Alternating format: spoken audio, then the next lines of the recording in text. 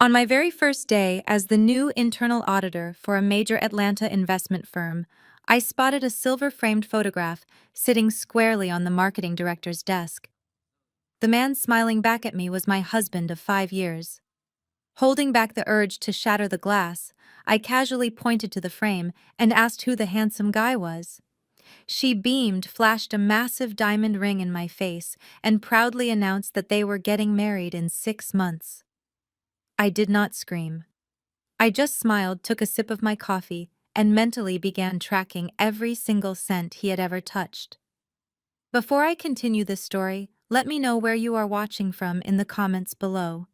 Hit like and subscribe if you have ever had to smile through a betrayal while plotting the absolute perfect revenge. My name is Naomi. I am 32 years old, and I work as a forensic accountant.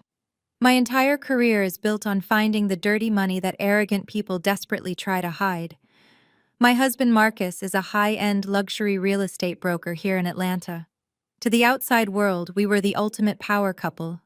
We lived in a stunning modern home in Buckhead, drove expensive cars, and spent every Sunday sitting in the front pew of his parents' massive church.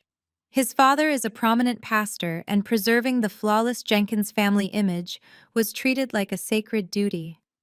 Marcus wore custom-tailored suits and prided himself on being the main provider, always boasting about his massive commissions and exclusive listings. I let him have his ego because I was busy building my own reputation.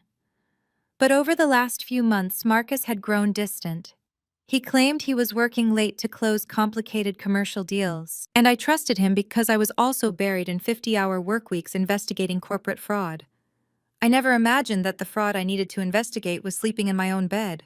It all unraveled the morning I stepped onto the executive floor of Aegis Tech. Being hired as their senior internal auditor was a massive leap for my career. I was ready to prove myself to the board of directors. The human resources manager walked me through the glass-walled corridors, introducing me to the department heads. We eventually stopped at the marketing suite.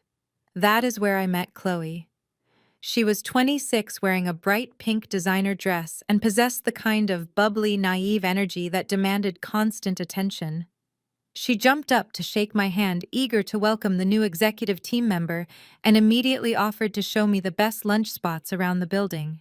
As she leaned over her desk to hand me a welcome packet, my eyes drifted to her dual monitors. Right there, sitting next to her keyboard, was the photograph. All the air vanished from my lungs. The ground felt like it had dropped out from under my feet. Staring back at me from the glossy photo was Marcus. My Marcus. He was wearing the exact same navy blue silk tie I had bought him for our anniversary last year. His arm was wrapped tightly around Chloe's waist, and they were laughing on a beach I instantly recognized as the luxury resort in Miami, where he supposedly went for a solo real estate conference 3 months ago. The ringing in my ears was deafening. My heart pounded so hard against my ribs, I thought my chest might actually crack open. A normal wife might have lost her mind right there. A normal wife might have picked up that silver frame and smashed it against the wall, screaming that the man in the photo was her husband. But I was not just a wife. I was a forensic auditor. Years of professional training kicked in instantly. When you spot a glaring anomaly in the financial ledger, you do not alert the fraudster. You step back, you stay quiet, and you gather your evidence. I forced my facial muscles to relax. I took a slow, steady breath, pointing a perfectly manicured finger at the frame. "What a lovely picture," I said, keeping my voice incredibly light and conversational. "Who is the lucky guy?" Chloe practically squealed with delight. She held out her left hand, waving a massive, glittering diamond right in my face. "That is my fiancé, Marcus," she gushed, her eyes shining with absolute adoration. "He is a luxury real estate broker. We just got engaged last month, and we are planning a huge winter wedding. He is honestly the most amazing man in the world. He spoils me rotten." The diamond caught the fluorescent office lights, blindingly bright. It was easily a 4-carat stone custom set in platinum. My analytical brain started running the numbers immediately. I managed all of our household finances. I knew exactly what was in our joint checking accounts, our savings, and our investment portfolios. I knew for an absolute fact that Marcus did not have the legitimate cash flow to buy a ring of that magnitude without me noticing a massive withdrawal. The emotional betrayal of his affair cut me so deeply I could barely breathe, but the math offended me even more. If the money for that rock did not come from our accounts, where exactly was it coming from? Marcus was hiding something much bigger than a mistress. He was hiding a secret income stream, a dark ledger that I was completely unaware of. I simply nodded, maintaining direct, unwavering eye contact with the woman who thought she was going to marry my husband. Well, congratulations, Chloe, I said with a warm, terrifyingly fake smile. I cannot wait to hear all about him. I walked out of her office with my head held high, my mind already calculating my next move. I was not going to cry. I was going to audit his entire existence until there was absolutely nothing left. I waited exactly 2 hours before making my move. I needed to establish my character perfectly. The supportive, seasoned female executive taking the young, bright-eyed marketing director under her wing. I walked back to Chloe's desk and suggested we grab artisan lattes at that high-end cafe across the street. She eagerly accepted, completely oblivious to the predator sitting right across from her. As we waited for our drinks, I played my part flawlessly. I asked all the right questions, acting fascinated by her whirlwind romance. Chloe was a chronic oversharer. She told me how Marcus had swept her off her feet, how he took her on surprise weekend getaways to Miami, and how he insisted on paying for absolutely everything. Then she dropped the piece of information that truly set off the alarm bells. She took a sip of her vanilla oat milk latte and giggled. Marcus is just so traditional, she said, twirling that massive diamond around her finger. He told me a future wife of his should never have to worry about rent. So he just bought us the most gorgeous townhouse in Midtown, cash. He put the deed in a trust so we have complete privacy. Midtown, cash, trust. Those 4 words echoed in my brain like gunshot blasts. A luxury townhouse in that specific Atlanta zip code started at $800,000. Marcus was successful, but he was not liquid cash millionaire successful. Not legally. I managed our household portfolio. We had a joint investment account that we reviewed together quarterly. We had a heavy mortgage on our Buckhead home. The commission from his luxury real estate sales was impressive, but after taxes, his flashy car leases, and our lifestyle expenses, there was absolutely no way he had $800,000 in undeclared liquid assets just sitting around waiting to be dropped into a private trust. He was funneling dirty money. And if he was funneling it through a trust, he was using a shell company to clean it. The emotional devastation of my failing marriage was instantly eclipsed by the cold, calculating thrill of an audit. I smiled brightly at Chloe, complimenting her on finding such a generous provider. I paid for our coffees, filed the receipt in my mental expense report, and we walked back to the Aegis Tech building. I had already reviewed the company directory and schedule that morning. I knew Chloe had a mandatory marketing strategy meeting at exactly 1 o'clock. It was scheduled for 45 minutes in a conference room on the opposite side of the executive floor. I returned to my corner office and waited. Through the soundproof glass walls, I watched Chloe gather her tablet and notepad. I watched her perfectly styled hair bounce as she walked down the corridor and disappeared into the conference room. The second the heavy oak door clicked shut, I stood up. I reached into my locked briefcase and pulled out a high-speed encrypted flash drive. It is a standard tool for forensic auditors. We use them to clone drives and extract financial histories during hostile corporate raids. Today, I was conducting a raid of my own. I walked out of my office holding a stack of budget reports to maintain my cover. The executive floor was quiet, most of the directors out for late lunches or locked in meetings. I slipped into Chloe's office and pulled the blinds shut just a fraction. She had committed the ultimate corporate sin. She had left her computer completely unlocked. Careless people always make the best targets. I slid the flash drive into the USB port, hidden at the back of her monitor stand. My fingers flew across the keyboard, bypassing the standard company firewall with a few keystrokes I had perfected over the last decade. I did not care about her marketing campaigns or her social media calendars. I ran a targeted search for personal files, saved passwords, browser histories, and local document folders. If Marcus was buying her houses through blind trusts, she had documentation. Chloe struck me as the exact type of woman to save every confirmation email, digital receipt, and romantic text message to gloat over later. A gray progress bar appeared on the screen. 10%, 20%. The extraction was fast, but the dead silence in her office made every second feel like a punishing hour. My heart drummed a steady, heavy beat against my ribs. I kept my eyes locked on the glass wall, monitoring the hallway. 35%, 50%. Then the conference room door down the hall swung open. A group of junior marketing associates walked out, followed closely by Chloe. She was checking her phone, laughing at something a colleague said, and walking straight toward her office. 75%. Come on. I tapped my manicured fingernails silently against the mahogany desk. 85%. Chloe stopped at a cubicle halfway down the hall to admire a coworker's shoes. That bought me exactly 10 seconds. 95%. She started walking again. Her heels clicked sharply against the hardwood floor. Click, click, click, 100%. Extraction complete. I snatched the flash drive from the port and shoved it deep into my blazer pocket. I grabbed my stack of budget reports and stepped away from the desk just as Chloe walked through her office door. She jumped slightly, her hand going to her chest. "Oh, Naomi, I did not see you there." I offered her a polite, apologetic smile, my heart rate entirely concealed behind a mask of professional grace. "I am so sorry, Chloe. I was just dropping off the quarterly budget revisions for your department. I saw you were away from your desk, so I just set them right here."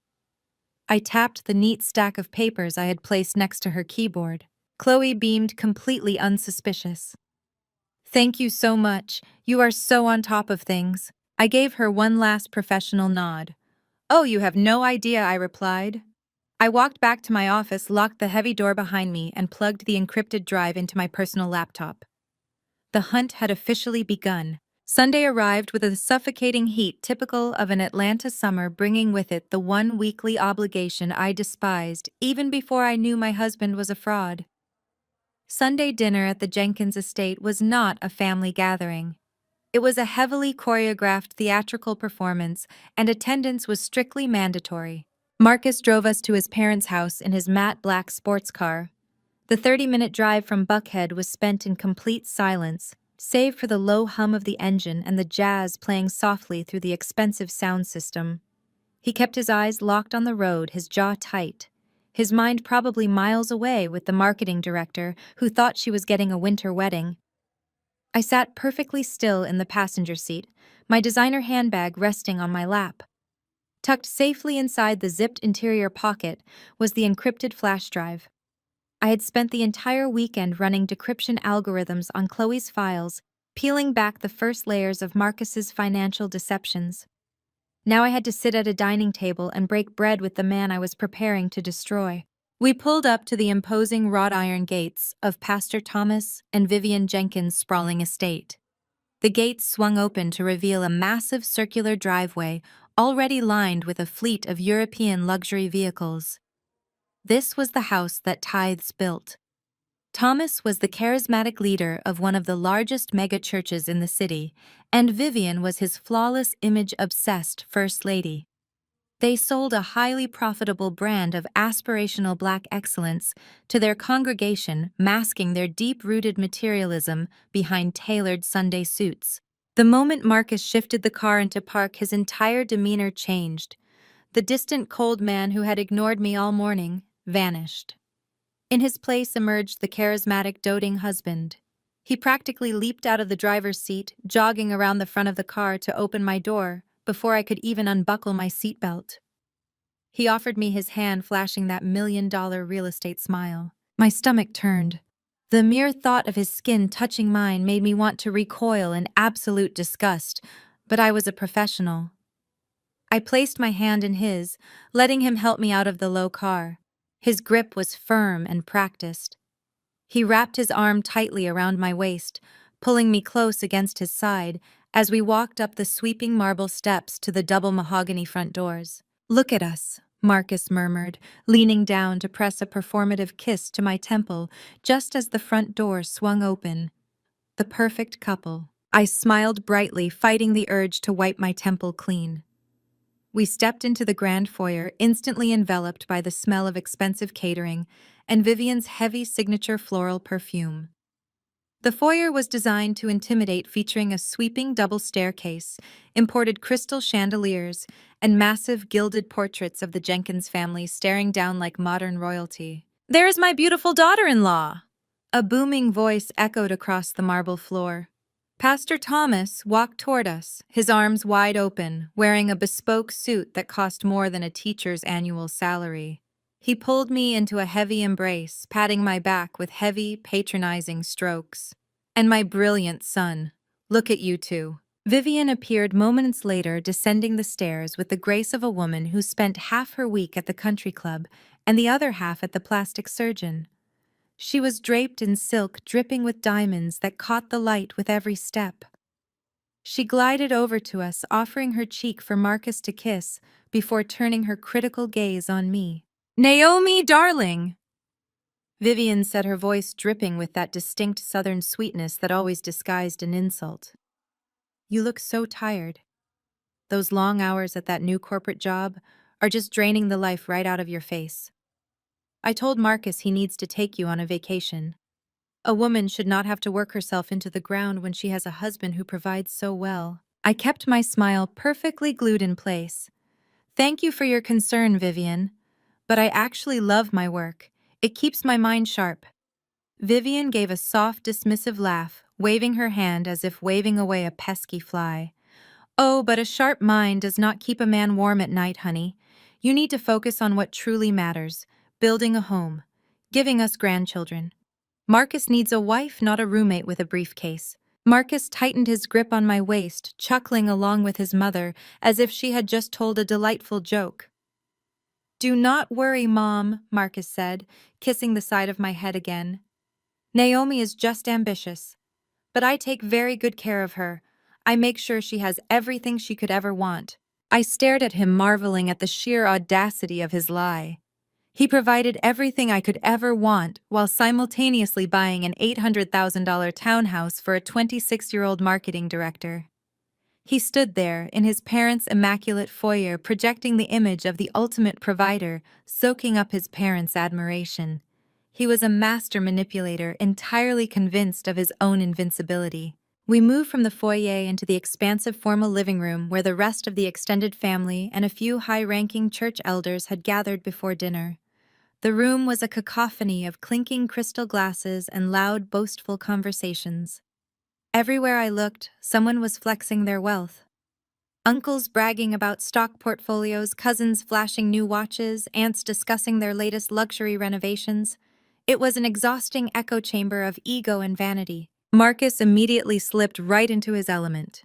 He guided me through the room like an accessory, keeping one hand possessively on the small of my back while he worked the crowd. He shook hands, slapped backs, and launched into a highly exaggerated story about a commercial real estate deal he had supposedly closed the previous week. He threw around inflated numbers, making sure everyone in the room knew exactly how successful he was. As he spoke, I stood quietly by his side, nodding at the appropriate intervals, laughing on cue, playing the exact role of the adoring wife that the Jenkins family demanded. But behind my polite smile, my mind was racing. I looked at Marcus, really looked at him, and saw exactly what he was. He was a hollow shell of a man, propped up by stolen money and a desperate need for validation. The hypocrisy of the entire room was suffocating. They sat in their multi-million-dollar mansion judging anyone who did not meet their impossible standards of perfection, completely blind to the rot festering within their own bloodline. Or maybe they were not blind. Maybe they just did not care as long as the checks kept clearing and the image remained intact. I took a slow sip of the iced tea a server had handed me, letting the cool liquid soothe my dry throat. Let them talk, I thought to myself. Let Marcus brag about his imaginary wealth. Let Vivian criticize my career. Let Thomas play the holy patriarch. They had absolutely no idea that the quiet, dutiful woman standing in their living room was meticulously building the cage that was going to lock them all away. I just needed to survive this dinner and get back to my encrypted files, because the real show had not even started yet. The chime of a crystal bell echoed through the expansive living room, signaling that dinner was ready to be served. The crowd of extended family and church elders began to migrate slowly toward the formal dining room, a cavernous space dominated by a massive mahogany table that could easily seat 20 people. I walked beside Marcus, keeping my posture perfectly straight, my expression an unreadable mask of polite compliance. As we took our assigned seats near the head of the table, a sudden flurry of loud performative apologies drifted in from the foyer. Jasmine, Marcus's younger sister, had finally arrived. She swept into the dining room like a celebrity gracing a red carpet draped in head-to-toe Chanel, carrying a tiny designer handbag that cost more than my first car. Right behind her was her husband, Tyler Sterling. Tyler was a white investment fund manager who wore his privilege like a second skin. He had slicked back hair, a perpetually smug expression, and a heavy gold Patek Philippe watch that he made sure to flash every time he adjusted his cuffs. Tyler loved being the wealthy white son-in-law in a prominent black family. He reveled in the specific kind of power and attention it gave him, always positioning himself as the financial genius of the Jenkins clan. Jasmine and Tyler took the seats directly across from Marcus and me. Jasmine immediately leaned across the table to kiss her brother on the cheek, completely ignoring my existence. Tyler gave Marcus a firm masculine nod, the kind that communicated a shared arrogant secret between two men who believed they owned the world. Pastor Thomas stood at the head of the table and began a long, booming prayer. He did not just bless the food, he spent 5 solid minutes thanking God for his own incredible leadership, for Marcus's booming real estate success, and for Tyler's unmatched financial investments. He thanked the Lord for blessing the Jenkins family with overflowing wealth, treating divine grace like a corporate bonus structure. I kept my head bowed, my eyes fixed firmly on the intricate pattern of the china plate in front of me, waiting for the performance to end. The moment the loud chorus of Amen concluded, a team of uniformed servers entered the room carrying silver platters of roasted lamb, garlic, mashed potatoes, and perfectly seared asparagus. The clinking of heavy silverware filled the air. I took a small portion of vegetables and a single slice of lamb, arranging them neatly on my plate. I had zero appetite, but I knew better than to leave an empty plate in Vivian's house. "Naomi! Darling, you are eating like a bird again!" Vivian called out from the opposite end of the table. Her voice sliced through the ambient chatter, instantly drawing the attention of everyone seated nearby. "You really need to put some meat on those bones. A strong, healthy woman is what Marcus needs. Look at Jasmine. She positively glows." I glanced across the table at Jasmine, who was currently demanding that Tyler cut a piece of meat for her. She offered her mother a saccharine smile. "That is because Tyler takes such good care of me." Mama Jasmine purred, resting her hand theatrically on her husband's arm. "He just booked us a month-long trip to St. Bart's for our anniversary. He told me to just pack my bags and let him handle everything else. That is what a real provider does. He lets his wife rest." Vivian beamed with pride, clasping her hands together. "Exactly. That is how a marriage is supposed to function. The man builds the kingdom and the woman enjoys the castle." She turned her sharp gaze back to me, her eyes narrowing with undisguised judgment. "But you, Naomi, you are always so exhausted, working 50 hours a week in an office crunching numbers. It is just not natural for a woman of your standing. You are married to a Jenkins. You should be organizing charity galas, hosting luncheons, joining the church auxiliary board.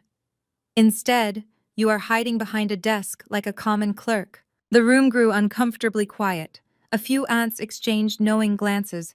I felt the heat of humiliation creeping up my neck, but I kept my hands resting gently in my lap. I did not look at Marcus for support because I knew he would not offer any.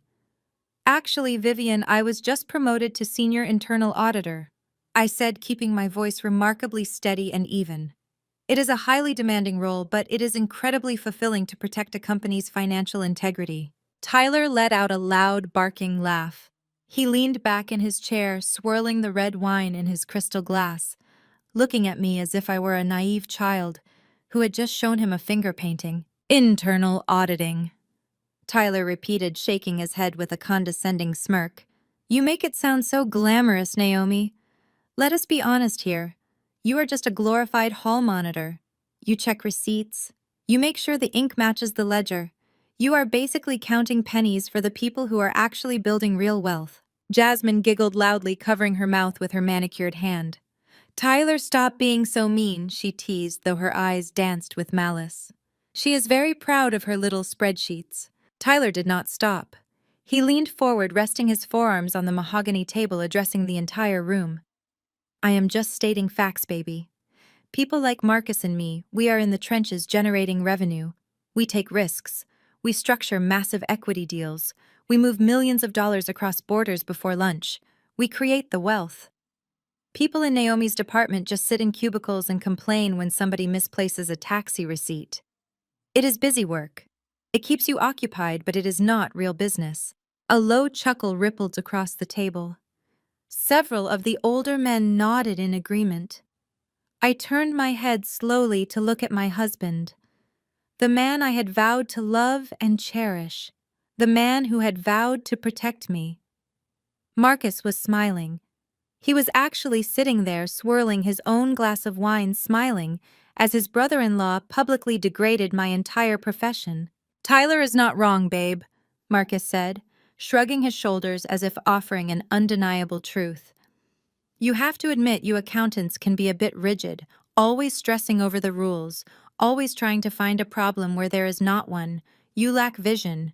You do not see the big picture the way we do. That is why I handle the heavy lifting for our future. The betrayal was absolute. It was not just the secret townhouse. It was not just the 26-year-old marketing director with the 4-carat diamond. It was this complete and utter lack of respect. Marcus was willing to throw me to the wolves to let his arrogant brother-in-law humiliate me in front of his entire family just to stroke his own fragile ego. He needed to feel like the king of the castle, even if it meant stepping directly on my neck to boost himself up. I felt a sudden sharp pressure building behind my eyes, the instinctual urge to cry, to defend myself, to shout that I was smarter than every single man sitting at this table.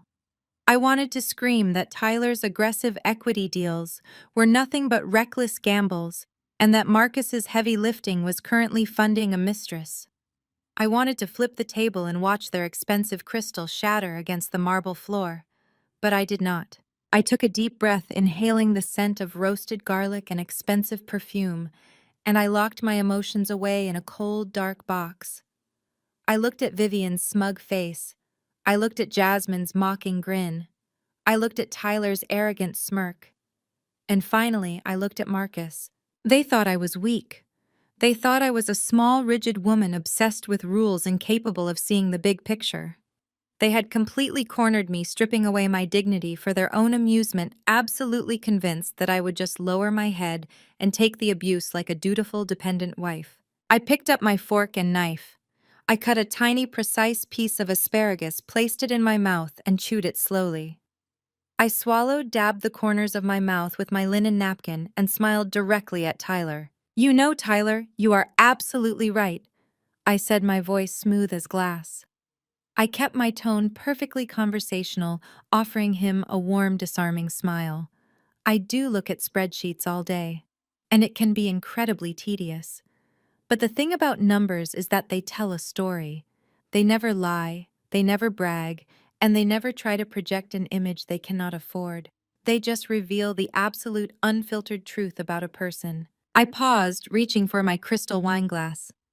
I took a slow, deliberate sip of the dark Cabernet, letting the silence stretch just long enough to ensure every single person at that mahogany table was paying attention to me. For example, I continued, setting the glass down with a soft clink.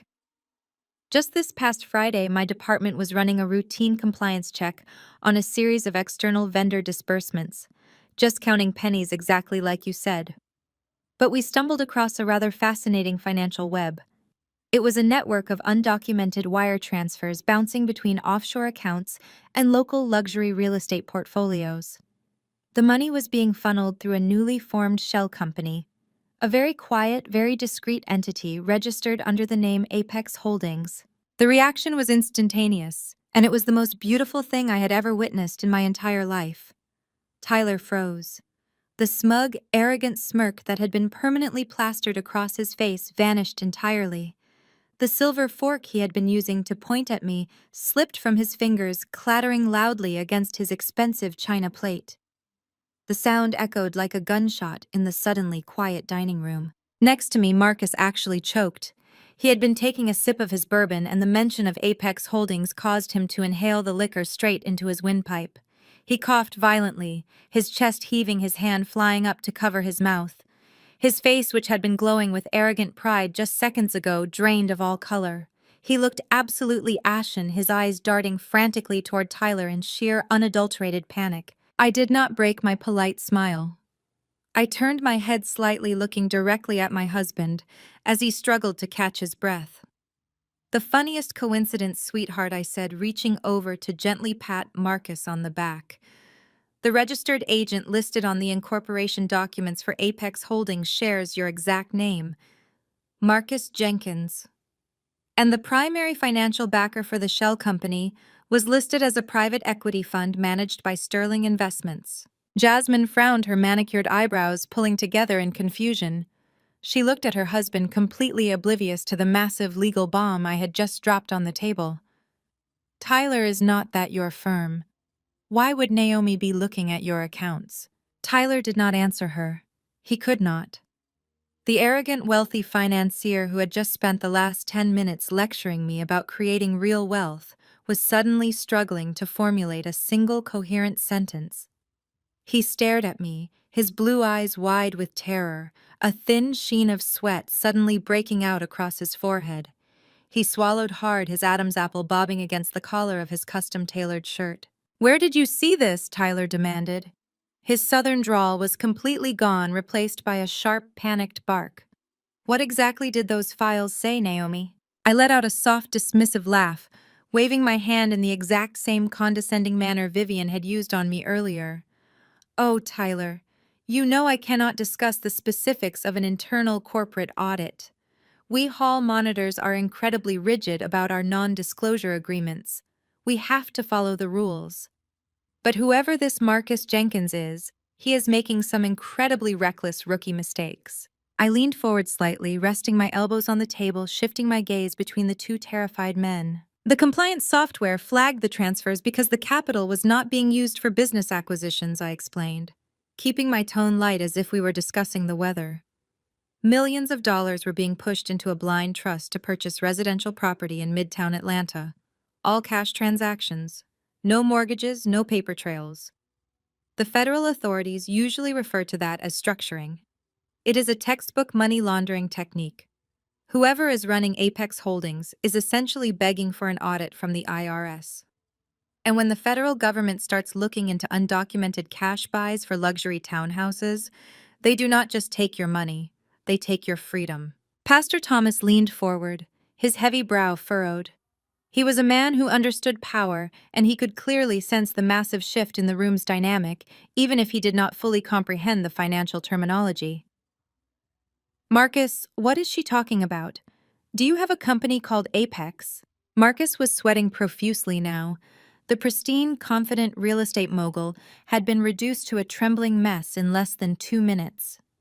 He wiped his mouth with his napkin, avoiding his father's eyes, avoiding my eyes, looking anywhere but at the people sitting at the table. It is just a coincidence, Dad," Marcus stammered. His voice was high-tight, lacking all of its usual booming authority. "Jenkins is a common last name. There are probably a dozen guys named Marcus Jenkins doing real estate in Atlanta.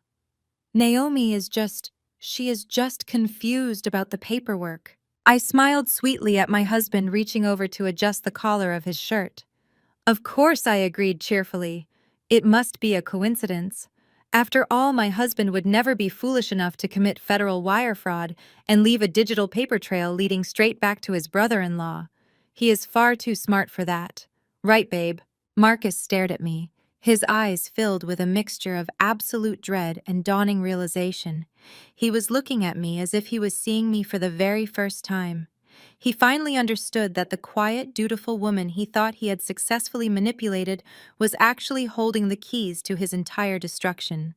He realized in that agonizing moment of silence that I knew exactly what he was doing, exactly who he was doing it with, and exactly where he was hiding the money. Vivian, completely oblivious to the federal crimes her golden boys were committing, clicked her tongue in annoyance. Well, I think that is quite enough talk about spreadsheets and audits at the dinner table. It is ruining the atmosphere. Tyler, tell us more about this anniversary trip to St. Bart's. I want to hear all about the resort. Tyler did not respond to his mother-in-law.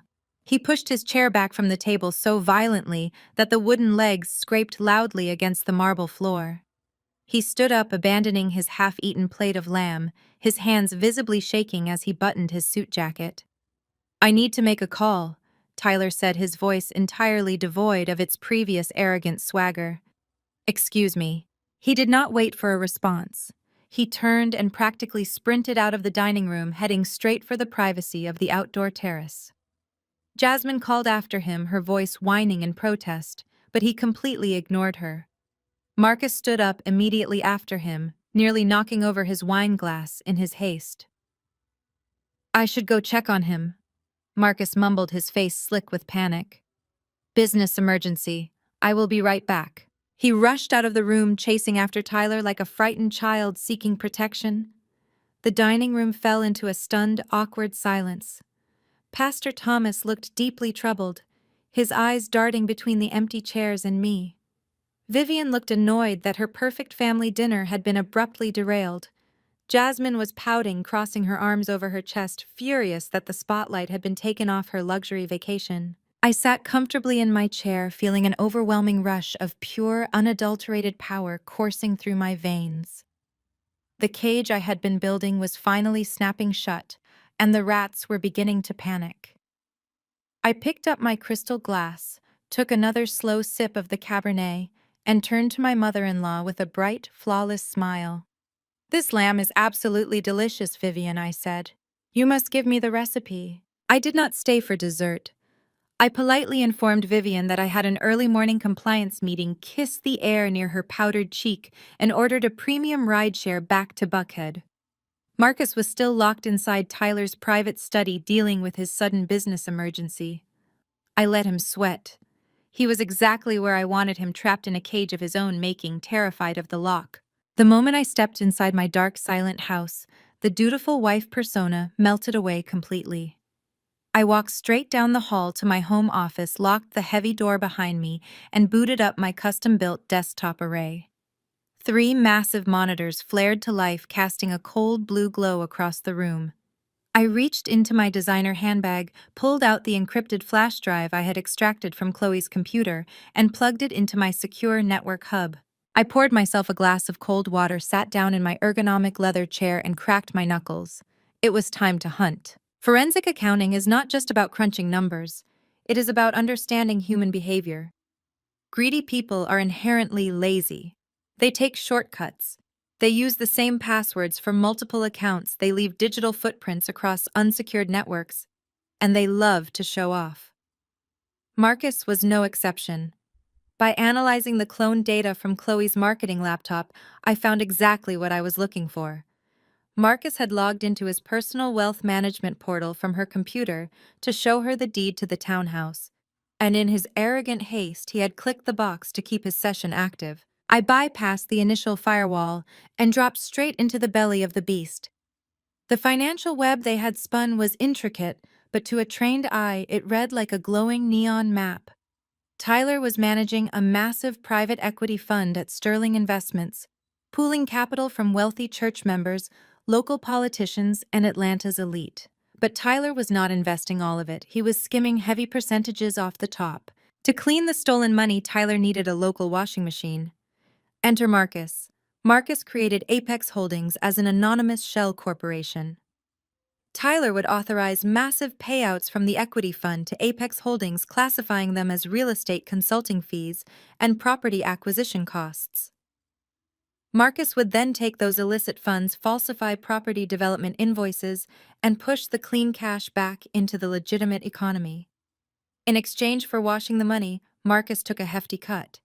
He used his cut to live like a king, lease expensive cars, and buy an $800,000 townhouse in cash for his 26-year-old mistress.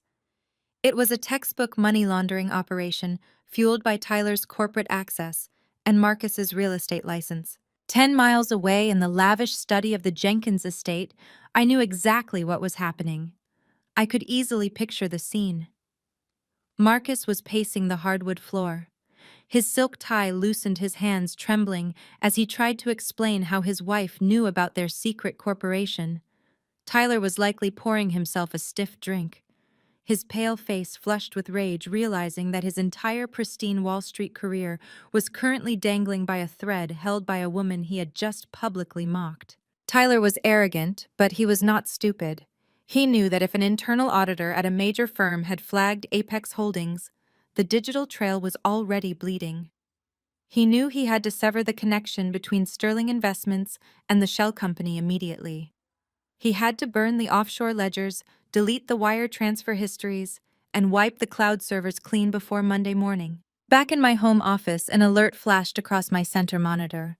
A sudden massive spike in server traffic was coming from the primary Apex Holdings database, hosted on a secure server in the Cayman Islands. Tyler had logged in.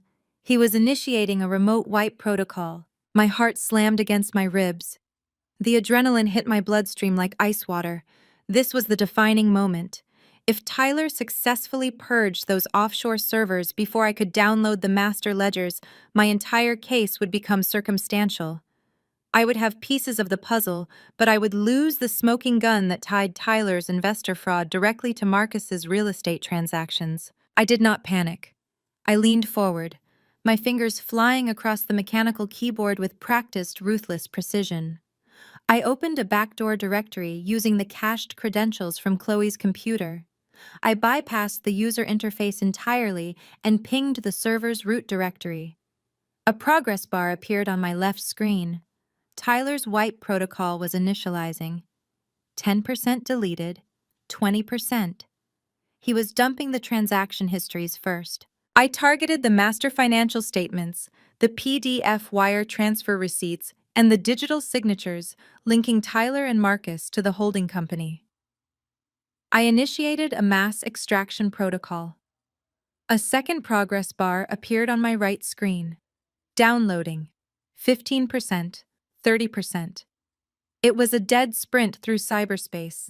Tyler was burning the bridge while I was desperately trying to carry the gold across it. 45% deleted, 50% downloaded. The cooling fans inside my computer tower roared to life, fighting to keep up with the massive data transfer. I stared at the dual progress bars, my eyes unblinking, my breathing perfectly still in the quiet room. Come on, give me the receipts. Give me the proof. 70% deleted. Tyler was moving fast, executing batch purges on the server. 80% downloaded. I was pulling the deed to Chloe's townhouse, the offshore banking routing numbers, and the forged consulting invoices. 90% deleted. The server connection began to destabilize. Tyler was shutting down the host network. 95% downloaded. The screen flickered. A red error message flashed across the terminal window. Connection terminated by remote host. Tyler had pulled the plug. The Cayman server went completely dark. I sat back in my leather chair, the silence of the home office rushing back in to fill my ears. I slowly moved my mouse over to the secure folder on my encrypted hard drive. I clicked the Properties tab. Data size, 4.2 gigabytes. Status, download complete. I let out a slow, deeply satisfying breath. I had beaten him by a fraction of a second. I clicked open the folder and scrolled through thousands of pristine, high-resolution PDF documents. Every single wire transfer, every fake invoice, every hidden asset. I had the entire history of their criminal enterprise locked safely on my local drive. Tyler thought he had destroyed the evidence, completely unaware that a copy of his federal indictment was now sitting on the desk of the woman he had called a glorified hall monitor. I backed up the folder to 3 separate offline hard drives, locked them in my fireproof floor safe, and shut down my computer. The forensic deep dive was over. The trap was set. All I had to do now was wait for the rats to realize there was no way out. I walked out of the home office and headed straight for the kitchen. I poured myself a fresh glass of water, feeling the cool condensation against my palm, and carried it into the formal living room. I sat on the center of our pristine white sofa and placed exactly 3 printed sheets of paper on the glass coffee table. I did not print the entire 4 gigabytes of evidence. That would be showing my entire hand. I only needed him to see the highlights. Page 1 was the incorporation document for Apex Holdings listing his name. Page 2 was a wire transfer from Sterling Investments for $800,000. Page 3 was the deed to Chloe's Midtown townhouse purchased in cash. I waited in the dark for 45 minutes before I heard the heavy thud of the front door opening. Marcus walked into the foyer. He looked completely disheveled. His expensive suit jacket was slung over his shoulder, his tie was ripped off, and the top 3 buttons of his shirt were undone. He was breathing heavily, muttering something under his breath as he tossed his keys onto the console table. He froze when he saw me sitting in the dim light of the living room. Naomi, he breathed out, trying to instantly reconstruct his suave persona. What are you doing sitting in the dark? I reached over and switched on the table lamp. The sudden light illuminated the 3 pieces of paper resting on the glass table between us. I am just reviewing some recent real estate acquisitions, I said calmly. Marcus stepped into the room, his eyes immediately locking onto the documents. I watched his throat work as he swallowed hard. He walked slowly toward the table, stopping just on the other side of it. He did not pick up the papers. He did not need to. He recognized the letterhead immediately. "What is this?" he asked. His voice was low-laced with a dangerous edge I had rarely heard before. "That is an $800,000 question," I replied, crossing my legs and leaning back into the sofa. "I was hoping you could explain it to me. How exactly does a real estate broker with our current debt-to-income ratio manage to buy a midtown townhouse in cash for a 26-year-old marketing director?" For a split second, Marcus looked like a deer caught in the headlights. But Marcus was a salesman. His entire career was based on selling fictions to people and convincing them it was their dream. The panic vanished quickly, replaced by a cold, calculating anger. He dropped his suit jacket onto a chair and took a step closer to me, deliberately entering my personal space. "You went digging through my private files," Marcus stated, completely ignoring my question. He crossed his arms over his broad chest, using his physical size to tower over me. "You violated my privacy and stole confidential client information." "Confidential client information?" I repeated, letting out a sharp, humorless laugh. "Are we calling your mistress a client now? Is that how you categorize the jewelry and the real estate on your tax returns?" Marcus took another step forward. He was so close now that his knees were nearly touching the glass table. He glared down at me, his eyes dark and menacing. "You need to stop talking, Naomi. You are having a mental breakdown. You have been working 50-hour weeks at this new job, and the stress is making you paranoid. You are seeing things that are not there." I looked up at him, entirely unfazed by his attempt at intimidation. "I am seeing a deed with your signature on it, Marcus. I am seeing a wire transfer from your brother-in-law's equity fund. The math is not paranoid. The math is highly illegal." He let out a loud, mocking sigh, running a hand over his face as if I were an exhausting, irrational child. "Listen to yourself," he scoffed, shaking his head. "You sound absolutely crazy right now.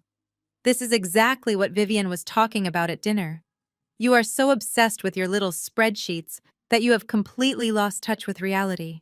Apex Holdings is a legitimate holding company used to protect high-net-worth clients. Chloe is a client. I helped her secure a property through a private trust to protect her privacy. That is it. That is the whole big conspiracy." The gaslighting was so textbook it was almost insulting. He was actually trying to convince me that buying a house for the woman who kept his framed photograph on her desk was just standard business practice. "She is wearing a 4-carat diamond ring, Marcus," I said, keeping my voice perfectly level. She told me she is marrying you in 6 months. Marcus threw his head back and laughed. It was a cruel, booming sound designed to make me feel small. Oh, I get it now, he said, his lips twisting into a malicious grin. This is not about the money at all. This is about jealousy. You saw some silly young girl with a crush and your insecurities went into overdrive. Look at you, Naomi. You are practically vibrating with bitterness. You are so threatened by a 26-year-old that you hacked into my business files to try and frame me for a federal crime. He leaned down, placing his hands flat on the glass table, bringing his face mere inches from mine. His cologne mixed with the smell of stale sweat and fear. Let me explain how the real world works, he whispered, his tone dripping with venom. Nobody is going to believe you. Do you hear me? Nobody. I did not break eye contact. I did not flinch. Who do you think you are? Marcus continued, his voice rising in volume and arrogance. You are an auditor, a nobody. You sit in a cubicle. I am Marcus Jenkins. My father built half the community centers in this city. My family brings in millions of dollars in donations every single year. The mayor comes to our Thanksgiving dinners. The chief of police plays golf with my dad. You think anyone in Atlanta is going to take the word of a jealous, bitter wife over a pillar of the Jenkins family? He pointed a finger directly at my face. They will say you lost your mind because you could not give me children. They will say you fabricated these documents because I was preparing to file for divorce. By the time my family's lawyers are done with you, you will not even be able to get a job checking receipts at a grocery store. He stood back up, straightening his posture, projecting the absolute confidence of a man who believed he was entirely untouchable. You are going to take these fake documents, Marcus commanded, gesturing to the table. You are going to put them in the shredder. You are going to apologize to me for invading my privacy. And then you are going to march into your office tomorrow and quit your job. Because clearly you are not mentally stable enough to handle the workload. I sat there in silence, absorbing the full weight of his psychological warfare. He wanted me to break. He wanted me to cry, to apologize, to doubt my own sanity. He was using every toxic tool in his arsenal, leveraging his family's powerful reputation to crush my spirit. He honestly believed that his last name was a magical shield that could deflect federal law. I reached out and slowly picked up the 3 pieces of paper from the coffee table. I tapped the edges against the glass, evening them out into a perfect, orderly stack. Psychological warfare only works if the victim actually doubts their own reality. I did not doubt a single comma on those spreadsheets. I knew exactly what I held in my hands. I looked up at my husband, the man who was currently plotting to destroy my reputation to save his own skin. I offered him a calm, chilling smile. Okay, Marcus, I said softly. I stood up, holding the papers against my chest. You are absolutely right. The stress must be getting to me. I will take care of these right now. I walked past him, feeling his triumphant gaze on my back. He thought he had won. He thought he had successfully terrified me into submission. He had no idea that I was just preserving my energy for the real war that was about to begin. I had barely taken 5 steps down the hallway toward the kitchen when the heavy oak front door flew open with a violent crash. The solid wood slammed against the drywall, shaking the framed artwork in the foyer. The booming, heavy footsteps of Pastor Thomas Jenkins echoed across the marble floor, followed instantly by the sharp, rapid clicking of Vivian's designer heels. They had not even bothered to ring the doorbell. They had used their emergency key. They must have driven straight from their sprawling estate in absolute panic, likely tipped off by a frantic phone call from Tyler the moment he fled the dining room. Marcus spun around, his chest heaving. Dad, he started, holding his hands up defensively. I have it under control. You clearly do not have a single thing under control, Marcus, Pastor Thomas bellowed. His booming baritone, the exact same voice that commanded crowds of thousands every Sunday morning, was now laced with absolute fury. Tyler is having a panic attack in my driveway. He is rambling about compliance algorithms and shell companies. What exactly is going on in this house? I stopped walking. I turned around, still clutching the printed bank statements tightly against my chest. For one brief, incredibly naive second, a flicker of hope ignited in my chest. I looked at the pastor, a man who preached about integrity, fidelity, and the sacred sanctity of marriage. I looked at Vivian, a woman who led the church's marriage counseling ministry. I honestly thought they were here to enact righteous fury on their sinful son. I thought they were here to hold him accountable for destroying our vows. Marcus is having an affair, I said, my voice ringing out clear and steady in the large echoing foyer. I stepped back into the living room facing my in-laws. He has been sleeping with a 26-year-old marketing director from my company.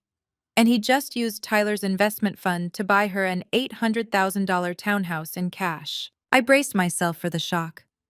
I waited for Vivian to gasp, for Thomas to raise his hands in holy indignation, for them to demand that Marcus fall to his knees and beg for forgiveness. Instead, the room fell completely, chillingly silent. Pastor Thomas did not gasp. He did not look at me with sympathy. He slowly turned his massive, imposing frame toward his son. His face was not filled with righteous anger over the adultery. It was filled with sheer annoyance. "I specifically told you to be discreet, Marcus," Pastor Thomas said, his voice dropping to a low, dangerous rumble. "I warned you about leaving a paper trail. If you are going to step outside of your marriage, you do it quietly, and you certainly do not use a federal wire transfer to buy the girl a house in the middle of the city." The air evaporated from my lungs. The entire world seemed to tilt on its axis. I stared at the man who stood at the pulpit every Sunday. I looked at Vivian, who was currently adjusting her pearl necklace with an expression of mild irritation, as if Marcus had simply spilled red wine on a white rug. "You knew," I whispered, the horrifying realization crashing down on me like a physical weight. "You knew he was cheating on me." Vivian let out a long, dramatic sigh. She glided past her husband, her silk dress rustling against the floor, and stopped a few feet in front of me. She looked me up and down with absolute disdain. "Oh, Naomi, please stop being so incredibly dramatic," Vivian sneered. She crossed her arms over her chest. "Of course we knew Marcus had a little distraction on the side. He is a young, handsome, wealthy man. Did you honestly expect him to stay entirely faithful to a woman who spends more time looking at spreadsheets than taking care of her husband?" I was paralyzed. I could not move a single muscle. The sheer, unadulterated evil radiating from this woman was paralyzing. Pastor Thomas stepped forward, placing a heavy, patronizing hand on my shoulder. His grip was tight, a silent physical threat masked as fatherly comfort. He looked down at me with cold, calculating eyes. "Listen to me very carefully," Naomi, Thomas said, utilizing his smooth, persuasive pastoral cadence. "Men who carry the weight of empires have certain pressures. Marcus is out there building the community. He brings millions of dollars into our church. He provides employment. He carries the Jenkins legacy on his back. A man of that stature, a man with that much power, requires a release valve. This girl, this Chloe, she is just a temporary extracurricular activity. She means absolutely nothing." I shoved his hand off my shoulder, stepping back as if his touch had physically burned me. "Extracurricular activity." I repeated, my voice shaking with a mixture of absolute disgust and rage. "He bought her a house. He bought her a 4-carat diamond ring. He promised to marry her in the winter." "Words are cheap, Naomi," Vivian interjected, stepping up to stand shoulder to shoulder with her husband. "Men say whatever they need to say to keep their playthings happy. But you are the one standing in the Buckhead mansion. You are the one with the Jenkins last name. You are the wife. You have the status, the security, and the respect of the entire community. Why on earth are you trying to burn your own house down over a meaningless fling?" I looked at the three of them standing together. Marcus, Vivian, and Thomas, the holy trinity of hypocrisy. They were a perfectly unified front of moral bankruptcy. It was not just Marcus who was corrupt. The rot went all the way down to the foundation. This entire family was a criminal syndicate operating under the guise of religious salvation. "You are asking me to turn a blind eye to wire fraud and adultery so you can keep up appearances," I stated, my voice dropping to an icy whisper. "You want me to play the dutiful, oblivious wife while your son risks federal prison?" Thomas narrowed his eyes, his pastoral charm vanishing entirely. "I am not asking you, Naomi. I am telling you. You are going to keep your mouth shut. You are going to take whatever documents you stole from Tyler's company and you are going to destroy them tonight. You are going to walk into your new corporate job tomorrow, and you are going to treat that marketing girl with nothing but absolute respect. You will not disrupt the flow of capital in this family. Do you understand me? The sheer audacity of his demands made my blood boil. He honestly believed he could order me to become an accessory to a federal crime just because he commanded a congregation. Vivian stepped closer, her expensive perfume suffocating me. Do not act so high and mighty, Naomi. You think you are the first woman to deal with this. I have turned a blind eye to Thomas's indiscretions for 30 years. That is the price of the crown. You endure the private humiliation to maintain the public power. You think we got this estate, those cars, and our influence by throwing tantrums every time our men stepped out of line? You swallow your pride, you secure the bag, and you protect the family name. That is how a smart woman survives. I stared at my mother-in-law, realizing the absolute tragedy of her existence. She had traded her entire soul for a silk dress and a front-row pew. She had swallowed her dignity so many times that she had become completely hollow inside. And now she expected me to do the exact same thing. She expected me to lay down on the altar of the Jenkins family ego and sacrifice my own sanity to protect their dirty money. They were looking at me expectantly. They were waiting for me to break, to nod my head, to submit to their twisted, patriarchal authority. They thought they had me completely surrounded. They thought my middle-class upbringing made me weak, that I would be so terrified of losing my wealthy lifestyle that I would fall in line like an obedient little soldier. I looked down at the printed bank statement still clutched in my hands. I looked back up at Pastor Thomas, feeling a terrifying, absolute calm wash over my entire body. The ultimate betrayal had just granted me the ultimate liberation. I no longer felt a single ounce of guilt for what I was about to do to them. They were not my family. They were my targets. I took a slow, deep breath. I smoothed my expression into a mask of perfect, defeated submission. I let my shoulders slump forward, projecting the exact image of a broken, intimidated woman that they desperately needed to see. "You are right," I whispered, forcing my voice to sound shaky and fragile. "I am just so overwhelmed. I did not understand how things worked." Marcus let out a loud, heavy sigh of relief, instantly stepping forward to wrap his arms around me. "See, Dad," Marcus said, pulling me against his chest. "I told you she just needed to calm down. Naomi is smart. She knows what is best for us." Vivian smiled, a cold, victorious smirk spreading across her heavily made-up face. "That is a good girl," Vivian said, her tone dripping with venomous satisfaction. "I knew you would see reason once you calmed down." I rested my head against Marcus's shoulder, staring blankly at the beige wall behind him. I let them believe they had won. I let them believe they had successfully crushed my spirit. Because a cornered animal is dangerous, but a dead one is invisible. And I needed to be completely invisible for the next phase of my plan. Marcus stroked my hair, his heavy hand resting on the back of my neck in a gesture that was meant to be comforting, but felt entirely possessive. He genuinely believed his father's booming voice and his mother's vicious lecture had successfully broken me. He thought I was just another weak link in the Jenkins family chain, ready to be hammered into compliance. Vivian, however, was not satisfied with just verbal submission. She needed absolute, tangible control. She needed to know that my brief rebellion was permanently extinguished. I listened to the sharp click of the gold clasp on Vivian's designer handbag. She reached inside and pulled out a leather-bound checkbook. The crisp rustle of the thick paper filled the quiet living room. She uncapped a heavy gold fountain pen and began to write, the nib scratching violently against the paper. "We are going to make this transition very simple for you, Naomi," Vivian announced, her voice echoing with the authority of a queen addressing a peasant. She scrawled her signature at the bottom of the check, blew on the ink for a fraction of a second, and ripped it from the binding with a sharp tear. She took 2 steps forward and held the check out. When I did not immediately reach for it, she let her manicured fingers open. The small rectangle of paper fluttered through the air, drifting down until it landed right at the tip of my shoes. "That is $50,000, Vivian stated, looking down her nose at me. "Consider it a severance package from your little corporate adventure." You are going to deposit that into your personal account tomorrow morning. Then you are going to call the Human Resources Department at Aegis Tech and tell them that the stress of the position is simply too much for you to handle. You are going to resign effective immediately. I stared down at the check resting on the hardwood floor. With that money, you can take a nice trip to the spa. Vivian continued, her tone dripping with toxic sweetness. You can buy some new clothes, maybe something a little more flattering for your figure.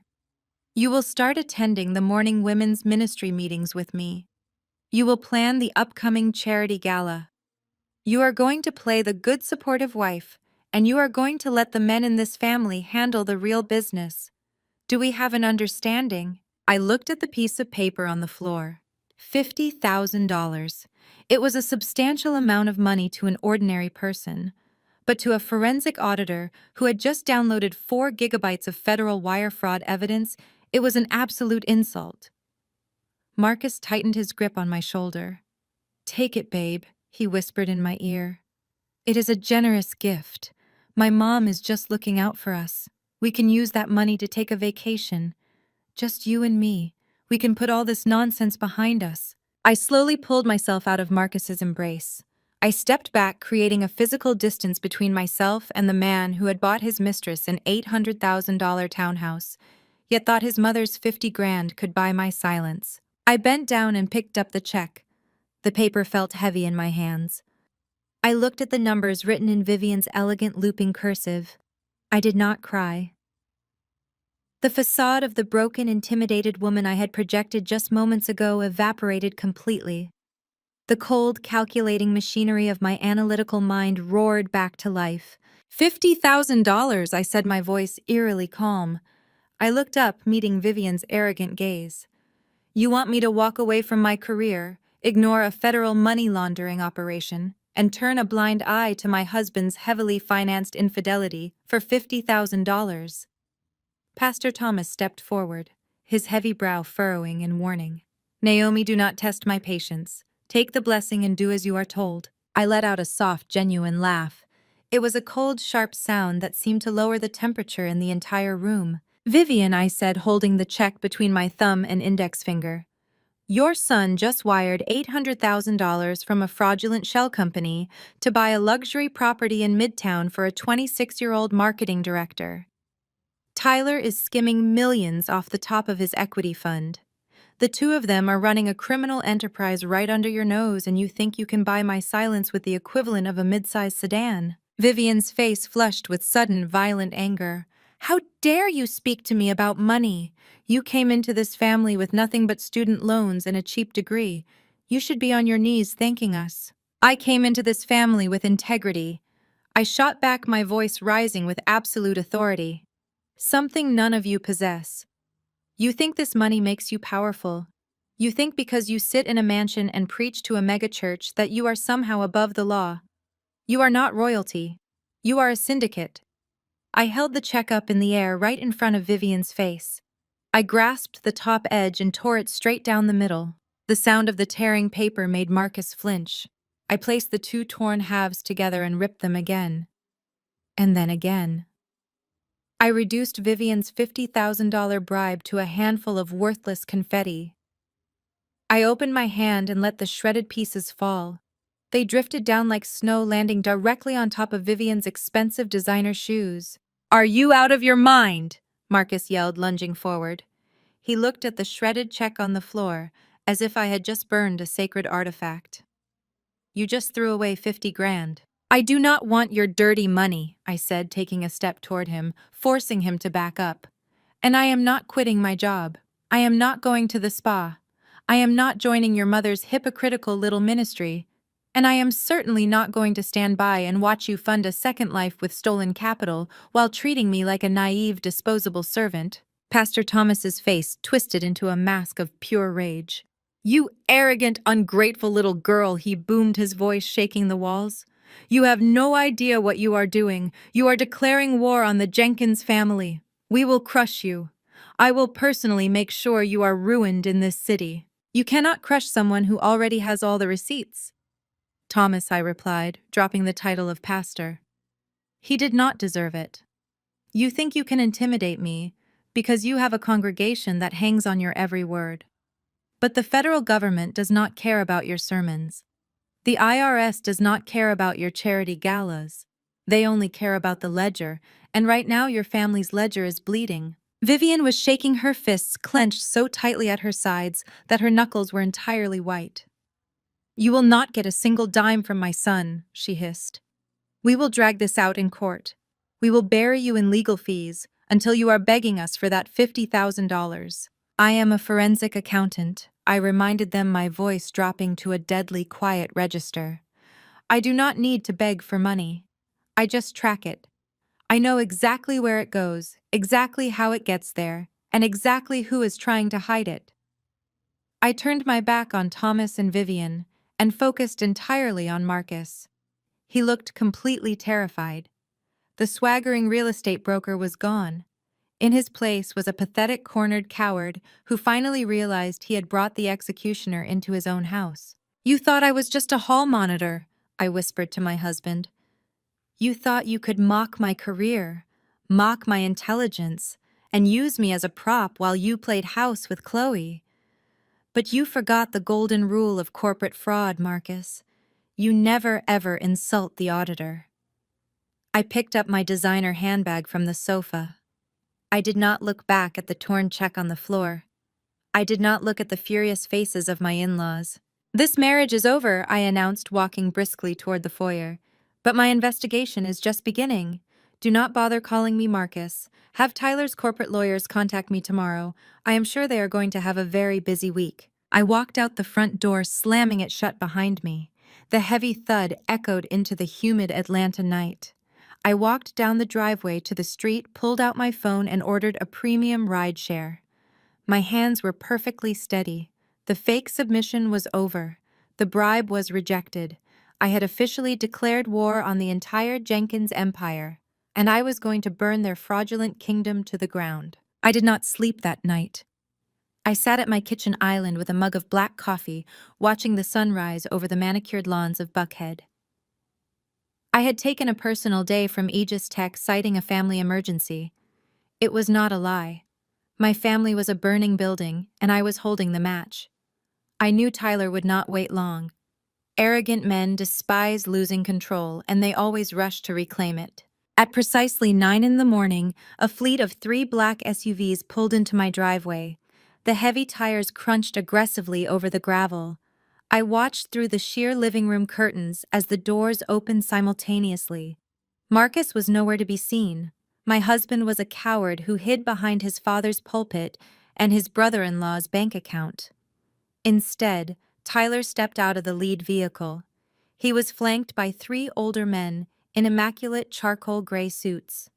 They carried thick leather briefcases and moved with the synchronized predatory synchronization of high-priced corporate litigators. I unlocked the front door just as Tyler raised his fist to knock. He pushed past me without an invitation, his expensive loafers clicking sharply against my hardwood floors. The 3 lawyers followed him inside like a shadow invading my home, filling the foyer with the heavy, suffocating scent of expensive cologne and ruthless intimidation. We are keeping this strictly business, Naomi, Tyler said, not even bothering to offer a greeting. He walked straight into my kitchen and leaned against the granite island, completely making himself at home. You asked for my corporate lawyers. I brought them. Let us get this over with so we can all move on with our lives. The lead attorney stepped forward. He was a tall man with silver hair and eyes as cold as a frozen lake. Good morning, Mrs. Jenkins, he said, his voice a smooth, practiced monotone. My name is Harrison Cole. I am senior counsel for Sterling Investments. We are here to present a resolution to the unfortunate domestic dispute that occurred last night. Harrison unclasped his leather briefcase and pulled out a massive stack of legal documents. He dropped them onto the marble surface of my kitchen island with a heavy, definitive thud. This is a post-nuptial agreement, Harrison explained, tapping the top page with a gold pen. It has been drafted overnight by our family law division. It outlines a complete and total separation of assets between you and Marcus.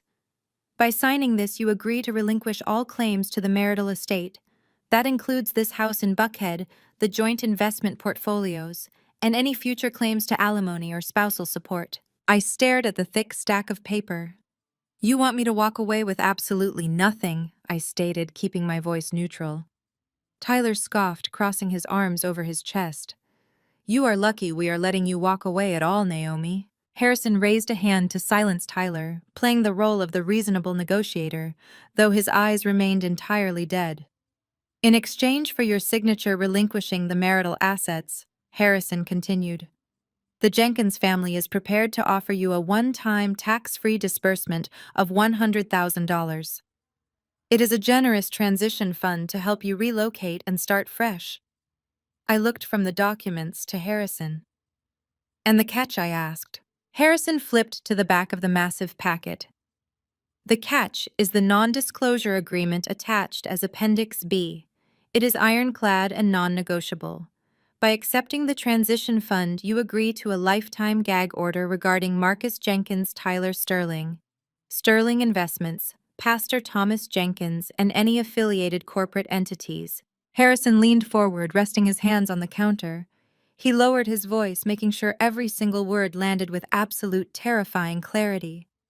The NDA specifically covers any knowledge, documents, or data you believe you possess regarding an entity known as Apex Holdings. If you speak that name to anyone, a friend, a coworker, or a government official, you will be in breach of contract. The penalty for breaching this specific clause is $10 million payable immediately. I looked at the four men standing in my kitchen. They had formed a literal wall around me, physically blocking my path to the hallway. They were using their size, their gender, and their massive institutional wealth to corner me in my own home. It was a classic display of corporate intimidation. They wanted me to feel incredibly small, completely isolated, and utterly powerless against the Sterling investment machine. And what happens if I refuse to sign this absurd document? I asked, squaring my shoulders and standing my ground. The professional mask slipped from Harrison's face, revealing the absolute shark underneath. If you refuse to sign, Mrs. Jenkins, we will file for divorce this afternoon. We will drag the proceedings out in civil court for the next 10 years.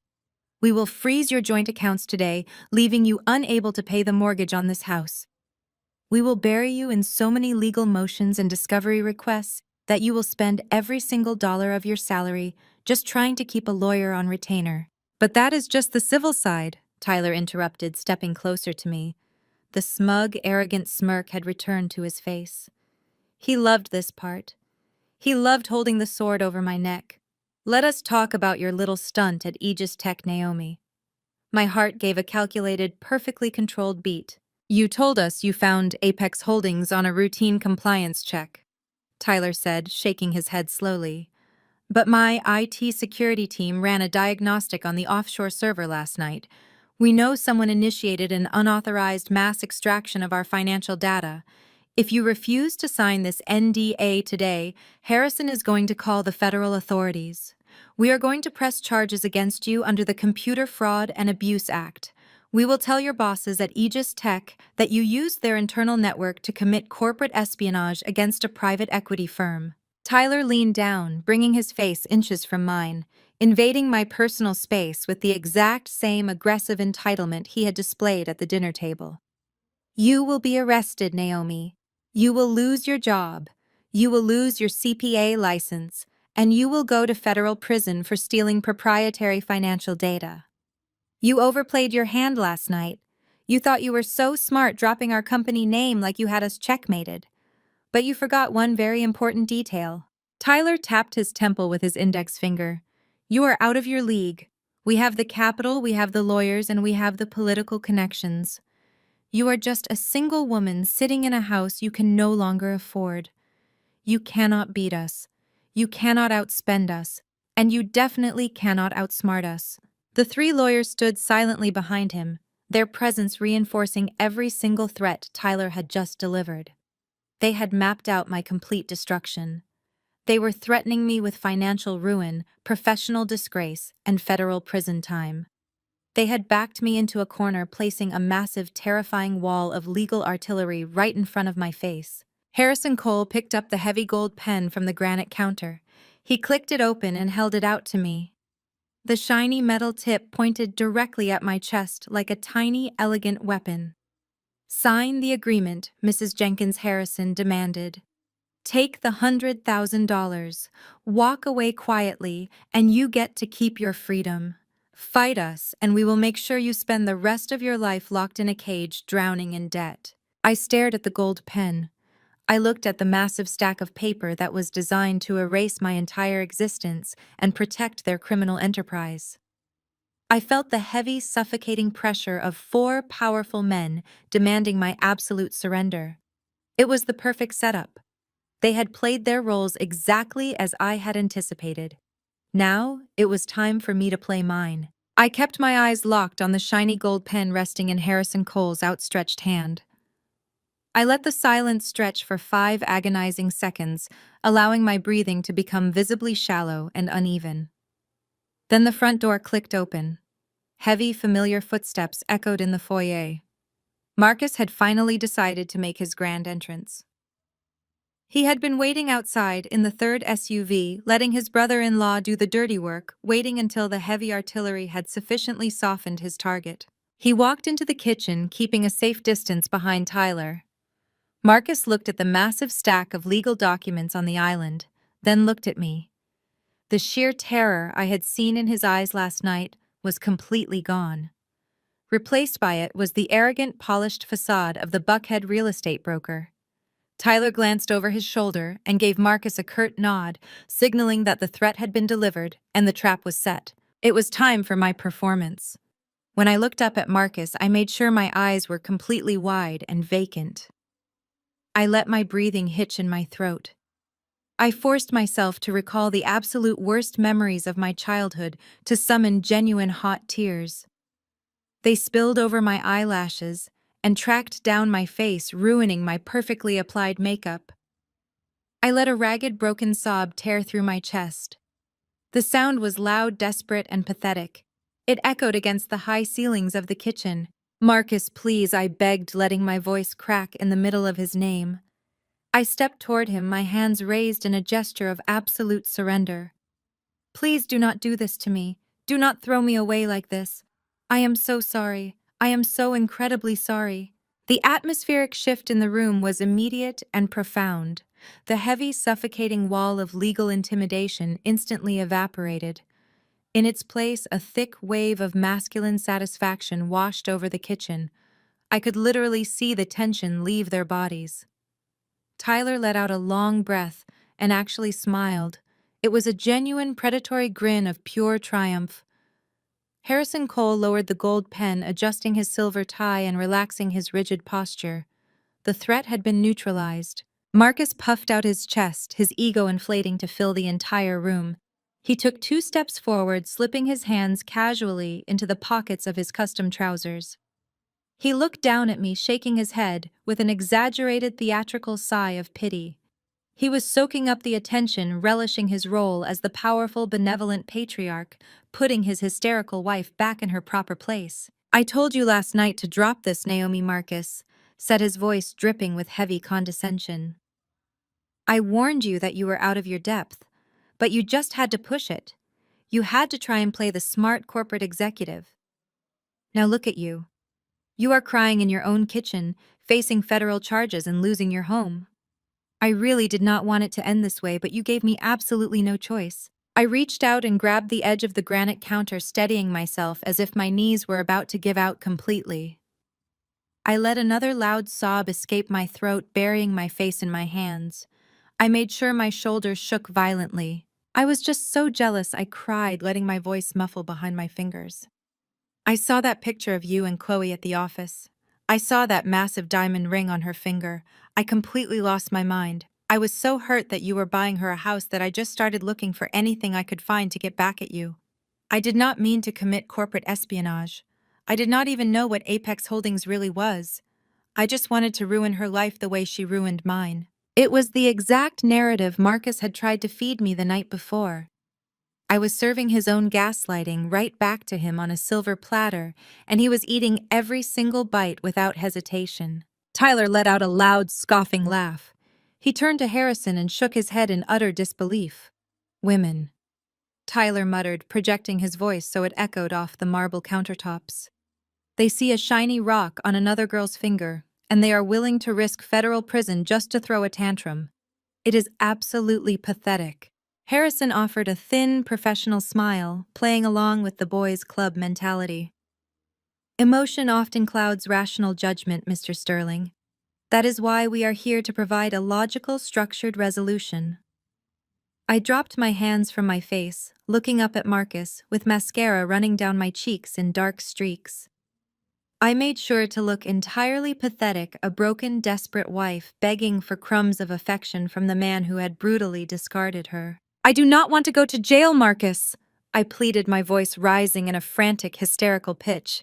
"Please, you have to tell Tyler not to call the FBI. I will lose my CPA license. I will lose my entire career. I have nothing else. I swear I will not say a single word about Chloe. I will not say a word about the townhouse. Just please do not let them arrest me." Marcus looked over at Tyler. They shared a long, meaningful look of absolute victory. Marcus had successfully regained his position of power in the family dynamic, and Tyler had successfully neutralized the threat to his fraudulent equity fund. They had won. The terrified, crying woman standing in front of them was absolute, undeniable proof of their superiority. Marcus stepped closer to me, reaching out to pat my shoulder in a sickeningly patronizing gesture. He was enjoying this. He was reveling in my complete submission. "Nobody is going to jail today," Naomi Marcus said softly, using the exact same tone one might use to soothe a frightened, irrational child. "Tyler and I are reasonable men. We understand that you were just acting out of blind jealousy. We are willing to give you a pass on the hacking incident. But you have to cooperate. You have to sign the post-nuptial agreement, take the transition fund, and walk away quietly." I looked down at the massive stack of legal documents resting on the marble island. I let my shoulders slump forward, projecting total and utter defeat. I took a shuddering breath, wiping my wet cheeks with the back of my trembling hand. "If I sign it, you swear you will not report me to the authorities?" I asked, my voice dropping to a fragile whisper. Tyler stepped up to the counter, leaning his weight over the documents. "You have my word, Naomi. Sign the papers, take the $100,000, and you walk away free. But if I ever hear a whisper about Sterling Investments or Apex Holdings from anyone, I will rain federal hellfire down on you so fast your head will spin." I nodded frantically, playing the part of the compliant, terrified victim to absolute perfection. I reached out with a trembling hand and took the heavy gold pen from Harrison Cole. The metal felt cold against my skin. The three lawyers took a collective step back, giving me room to breathe and sign. Tyler checked his expensive watch, clearly eager to get back to his fraudulent equity fund now that the mess was cleaned up. Marcus crossed his arms, a smug, victorious smile permanently fixed on his handsome face. They were entirely blind. Their massive egos and deep-rooted misogyny made it impossible for them to see anything beyond what they expected to see. They expected a weak, emotional woman who crumbled under pressure. So I gave them exactly what they wanted. I gave them an Oscar-worthy performance of absolute surrender.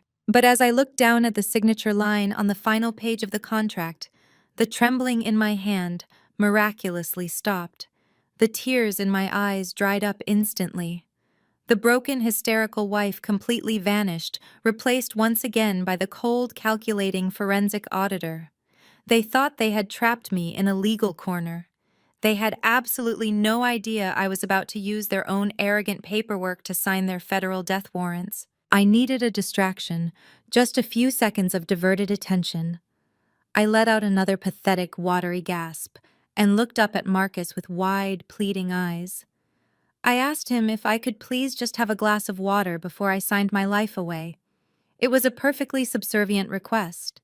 Marcus sighed heavily, rolling his eyes at Tyler, as if my basic human needs were an unbearable inconvenience. But he turned around and walked toward the refrigerator on the opposite side of the kitchen. Tyler looked down at his phone to check a notification, and Harrison Cole turned his head to watch Marcus, likely annoyed by the delay. That was my window. 3 seconds of unbroken visual clearance. What these arrogant men did not realize was that I had not spent last night just crying and staring at the wall. I had spent it reading through the 4 gigabytes of data I pulled from the Cayman server. Included in that data dump were hundreds of legal drafts from Harrison Cole's law firm. I knew his standard post-nuptial and non-disclosure templates word for word. I knew the exact font, the exact margin spacing, and the exact legal jargon he used to construct his corporate cages. At 6 o'clock this morning, I had printed my own perfectly formatted version of page 4. I had hidden it neatly underneath a glossy lifestyle magazine resting on the corner of the kitchen island. With a swift, practiced motion, I slid the original page 4 out of the legal packet and slipped my forged replacement right into its spot. I dropped the original page onto the floor, letting it slide silently under the overhang of the granite counter. I brought my hands back up, gripping the gold pen, just as Marcus turned around holding a glass of ice water. He slammed the glass down on the counter in front of me, water sloshing over the rim. "Drink it and sign," he ordered. I took a shaky sip, putting the glass down with trembling fingers. I looked down at the documents. The original page 4 had contained a standard mutual release of liability. My newly inserted page 4 looked entirely identical at first glance. But buried deep within paragraph 7, hiding behind a wall of dense, convoluted legalese, was a catastrophic addition. I had drafted a clause stating that by signing this document, all parties explicitly and irrevocably waived their rights to financial privacy under the Bank Secrecy Act. The clause granted full, uncontested consent for any federal agency to access, seize, and audit all banking records for any corporate entity affiliated with the signatories. I had effectively written a blank search warrant for the FBI and the IRS wrapped in the sheep's clothing of a marital non-disclosure agreement. I dragged the gold pen across the signature line on the final page, making sure my handwriting looked appropriately frantic and unsteady. I flipped back through the packet, initialing the bottom corner of every single page, including the poisoned page 4. I pushed the heavy stack of paper back across the marble island toward Harrison. My part was done, but the trap was not locked until they put their own names on the dotted line. Harrison picked up the documents. He tapped the bottom edges against the counter, aligning the pages into a neat stack. As the executing parties for the marital estate and the corporate trust, both Marcus and Tyler needed to countersign to make the non-disclosure agreement legally binding. Harrison pulled a silver reading glass case from his breast pocket. He slid the glasses onto his nose and opened the packet to review my initials. My chest tightened. The air in the kitchen suddenly felt incredibly thin. I kept my face buried in my hands, pretending to quietly sob, but I was watching Harrison through the gaps in my fingers. He was a senior partner at a ruthless firm. He was meticulous, sharp, and highly trained to spot irregularities. If he actually read the text on page 4, he would instantly recognize the foreign clause. He would know I had tampered with the document. He would tear up the contract, and Tyler would immediately execute his threat to have me arrested for corporate espionage. Harrison turned the cover page. He checked my initials. He turned page 2. Initialed. He turned page 3. Initialed. He placed his index finger on the top left corner of page 4. His pale eyes scanned down the text. He was reading it. A cold sweat broke out across the back of my neck. My heart hammered against my ribs, beating a frantic, deafening rhythm. He was moving closer to paragraph 7. One more second and it would all be over. Then the sound of a heavy, irritated sigh echoed across the kitchen. Tyler loudly slapped his hand against the granite countertop. "Harrison, what is the holdup?" Tyler snapped, his voice sharp with impatient entitlement. "I have a quarterly earnings call with a board of directors in 20 minutes. I do not have time to stand around in a kitchen watching you proofread standard boilerplate." She signed it. "The hysterical woman is handled. Let us get this done." Harrison stopped reading.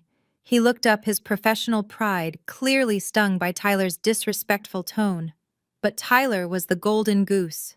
Tyler's equity fund paid Harrison's exorbitant retainer.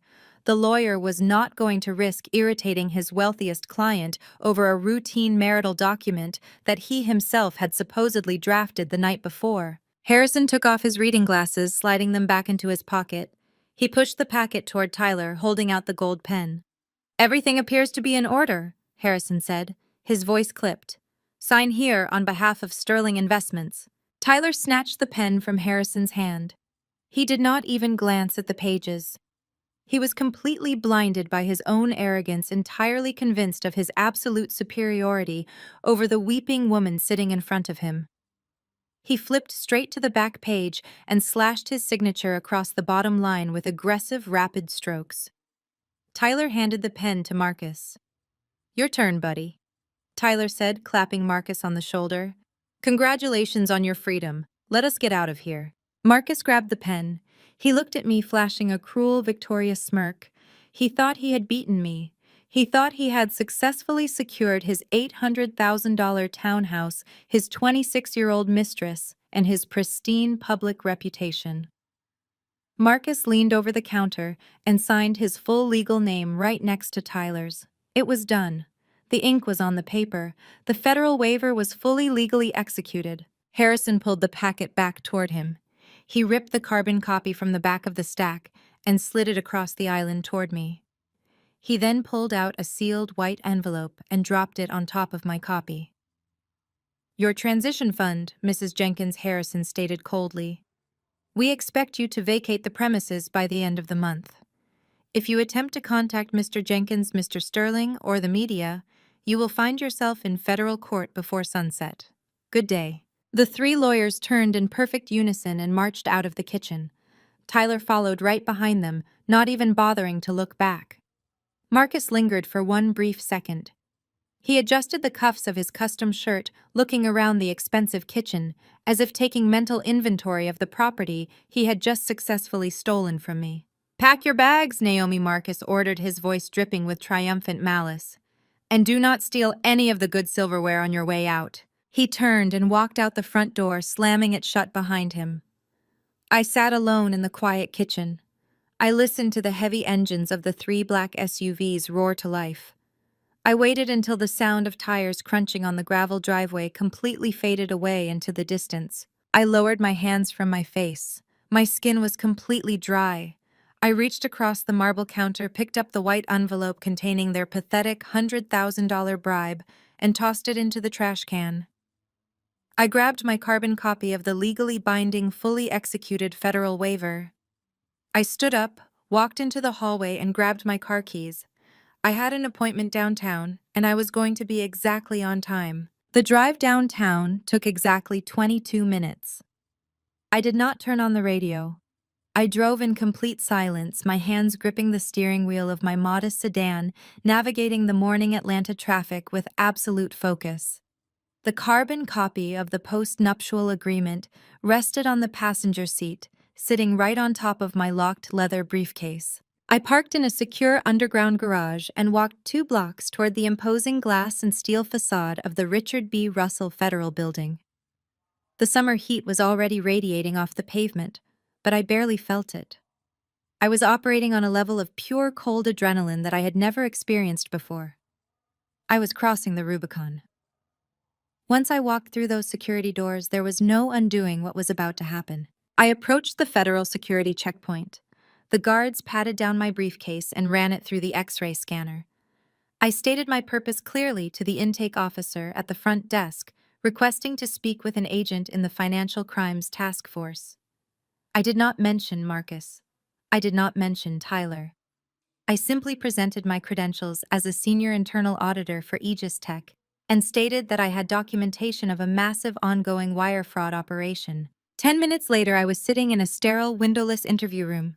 The walls were painted a dull institutional beige, and the only furniture was a heavy metal table bolted to the floor and 3 uncomfortable chairs.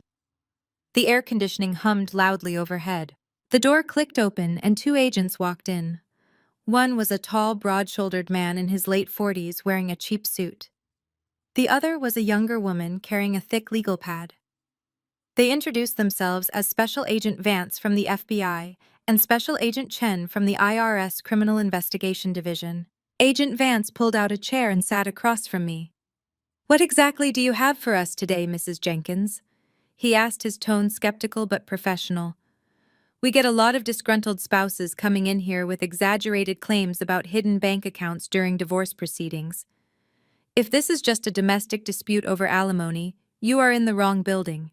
I did not flinch. I reached into my briefcase and pulled out the encrypted flash drive. I placed it perfectly in the center of the metal table. I am not here about alimony, Agent Vance, I stated, keeping my voice steady and completely devoid of emotion. I am here to report a coordinated multi-million-dollar money laundering syndicate operating out of Sterling Investments. Agent Chen stopped clicking her pen. Sterling Investments, she repeated, looking at her partner. That is a major private equity firm. Yes, it is, I confirmed. The fund is managed by Tyler Sterling. He is currently skimming investor capital and funneling it through a shell company registered under the name Apex Holdings. Apex Holdings is operated by a licensed real estate broker named Marcus Jenkins. Marcus falsifies commercial real estate consulting invoices to wash the stolen equity funds and then pushes the clean cash into blind trusts to purchase luxury residential properties in cash. Agent Vance stared at the small black flash drive resting on the table. You are making some very serious allegations against some very prominent individuals, he said, his skepticism beginning to crack. How exactly did you acquire this information? I slid a printed document across the table. It was my employment contract with Aegis Tech. I am a forensic accountant, I explained. I specialize in corporate fraud. I discovered the initial discrepancies during a routine compliance audit of external vendor disbursements. I traced the routing numbers back to a secure server hosted in the Cayman Islands. Agent Chen leaned forward, her eyes locked on me. If the server is in the Caymans, how did you bypass the encryption? I looked directly at her. I initiated a remote mass extraction before the host network could execute a server wipe. The flash drive sitting on this table contains 4.2 gigabytes of raw financial data. It includes the incorporation documents for the shell company, the offshore routing numbers, the forged invoices, and the digital signatures linking both Tyler Sterling and Marcus Jenkins directly to the fraudulent transactions. The two federal agents exchanged a long, meaningful look. The skepticism was completely gone now. They realized they were not dealing with a hysterical, jealous wife. They were dealing with a highly trained professional who had just handed them a federal indictment on a silver platter. There is just one problem, Mrs. Jenkins, Agent Vance said, leaning back in his chair. Even if this data is completely accurate, you acquired it without a warrant. It is inadmissible. If we try to take this to a grand jury, Sterling's lawyers will immediately file a motion to suppress the evidence, claiming a violation of the Bank Secrecy Act and unauthorized access to private financial records. They will bury us in litigation. I smiled. It was the exact same smile I had given Marcus in my kitchen just an hour ago. I anticipated that, I said. I reached into my briefcase one last time and pulled out the carbon copy of the post-nuptial agreement. I slid the thick packet across the table, tapping the bottom corner of page 4. This document was executed less than 2 hours ago, I explained. It is a legally binding contract drafted by the senior counsel for Sterling Investments and signed by both Marcus Jenkins and Tyler Sterling. If you turn to page 4, paragraph 7, you will find a very specific clause. Agent Vance picked up the packet and flipped to the indicated page. Agent Chen leaned over his shoulder to read it. I recited the clause from memory. By executing this document, all signatory parties explicitly and irrevocably waive their rights to financial privacy under the Bank Secrecy Act and grant full, uncontested consent for any federal or state agency to access, seize, and audit all banking records for any corporate entity affiliated with the signatories. Agent Vance read the paragraph. He read it again. He slowly lowered the document, looking at me with an expression of absolute, unadulterated shock. They signed this? He asked, his voice barely a whisper. They actually signed a federal waiver disguised as a postnup. They were very eager to protect their assets, I replied smoothly. And they were very confident that I was too emotional and intimidated to read the fine print. Agent Chen let out a low whistle. She looked at her partner, a fierce, predatory grin spreading across her face. We have the data and we have the legal consent to use it. This is a slam dunk. We can secure the warrants for the offshore accounts by this afternoon. Agent Vance nodded, picking up the flash drive with careful precision. Mrs. Jenkins, I have been working financial crimes for 15 years. I have never seen anyone dismantle a criminal operation with this level of surgical precision. He stood up, extending his hand. We will take it from here. I highly suggest you do not go home tonight. When these warrants hit, these men are going to realize exactly what you did, and they are going to be extremely dangerous. I shook his hand firmly. I am not going home, Agent Vance. I have already secured a temporary residence. Just do me one favor. What is that? He asked. When you arrest them, I said, make sure it is very public. I walked out of the federal building and stepped back into the sweltering Atlanta heat. I had crossed the point of no return. I had officially ignited the fuse that was going to blow the Jenkins family empire into absolute oblivion. I got back into my car, drove to my new apartment, and waited for the explosion. 3 days later, the city of Atlanta gathered to celebrate the very men who were secretly robbing it blind. The Jenkins Annual Community Endowment Gala was the crown jewel of Pastor Thomas's social calendar. It was an event specifically designed to mask insatiable greed behind a thick, glittering veil of philanthropy. The grand ballroom of the St. Regis Hotel had been transformed into a gilded sanctuary of high society. $10,000 floral arrangements cascaded from crystal vases on every table. Waiters in white tuxedo jackets floated seamlessly through the crowd carrying silver trays loaded with champagne flutes and caviar. A string quartet played softly from a raised stage, providing the perfect, elegant soundtrack for the wealthiest residents of the city to pat themselves on the back. I sat in the back of a private car idling across the street, watching the luxury vehicles pull up to the valet. Through the tinted windows, I had a perfect view of the red carpet leading into the venue. The sheer, suffocating hypocrisy of the entire event was almost cinematic. Inside that ballroom, Pastor Thomas was undoubtedly shaking hands and kissing babies, projecting the image of a humble servant of the community, while wearing a bespoke suit paid for by the sweat of his congregation. Vivian would be floating through the room, dripping in conflict-free diamonds, playing the gracious First Lady of the Church, completely oblivious to the fact that her perfect family was built on a foundation of federal wire fraud. But the real stars of the evening were Marcus and Tyler. I could easily picture them holding court near the open bar, soaking up the admiration of Atlanta's business elite. Tyler Sterling loved these charity events.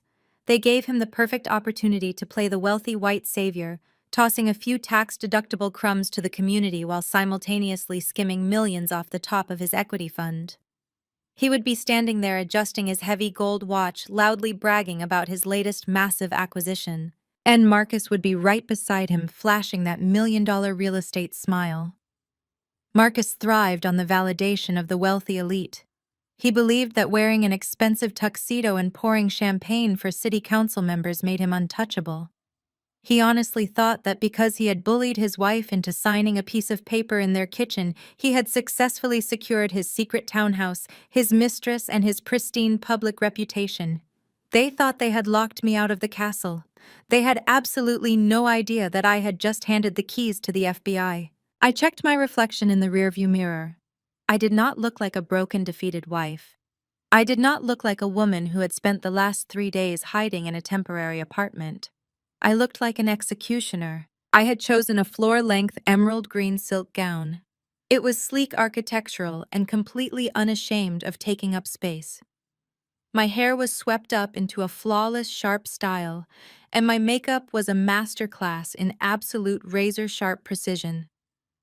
I wore no jewelry except for a pair of simple diamond stud earrings. I did not need diamonds to project power. I carried the absolute certainty of their impending destruction. I stepped out of the car. The humid evening air hit my skin, but I felt perfectly chilled. I handed my ticket to the attendant at the door and walked into the grand ballroom. The moment I stepped through the heavy double doors, the atmospheric shift was palpable. I was usually the quiet, dutiful accessory standing slightly behind Marcus, wearing whatever conservative dress Vivian had deemed appropriate for a pastor's daughter-in-law. Tonight, I owned the floor. Conversations nearest to the entrance began to falter. Heads turned, eyes widened. People who usually looked right through me suddenly found themselves unable to look away. I walked slowly, my heels clicking a steady, deliberate rhythm against the polished marble floor of the foyer. I did not search the room nervously. I kept my chin high, my gaze sweeping over the crowd with cold, calculating authority. It did not take long to spot them. Tyler and Marcus were standing near a massive ice sculpture carved into the shape of the charity's logo. They were surrounded by a group of prominent local investors. Tyler was in the middle of telling a loud story, gesturing expansively with his cocktail glass. Marcus stood beside him, laughing obnoxiously, looking like a man without a single care in the entire world. Then Marcus turned his head. His eyes locked onto me through the crowd. The obnoxious laugh died instantly in his throat. His entire body went rigidly stiff. Tyler, noticing Marcus's sudden paralysis, followed his gaze. Tyler's smug, arrogant smile completely vanished, replaced by a flash of genuine, furious confusion.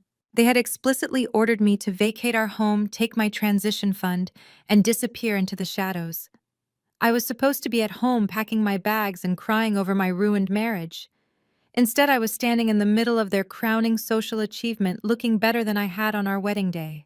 Marcus excused himself from the group of investors. He marched across the ballroom floor, his face arranged into a tight, strained smile for the benefit of the watching crowd, but his eyes were completely dead.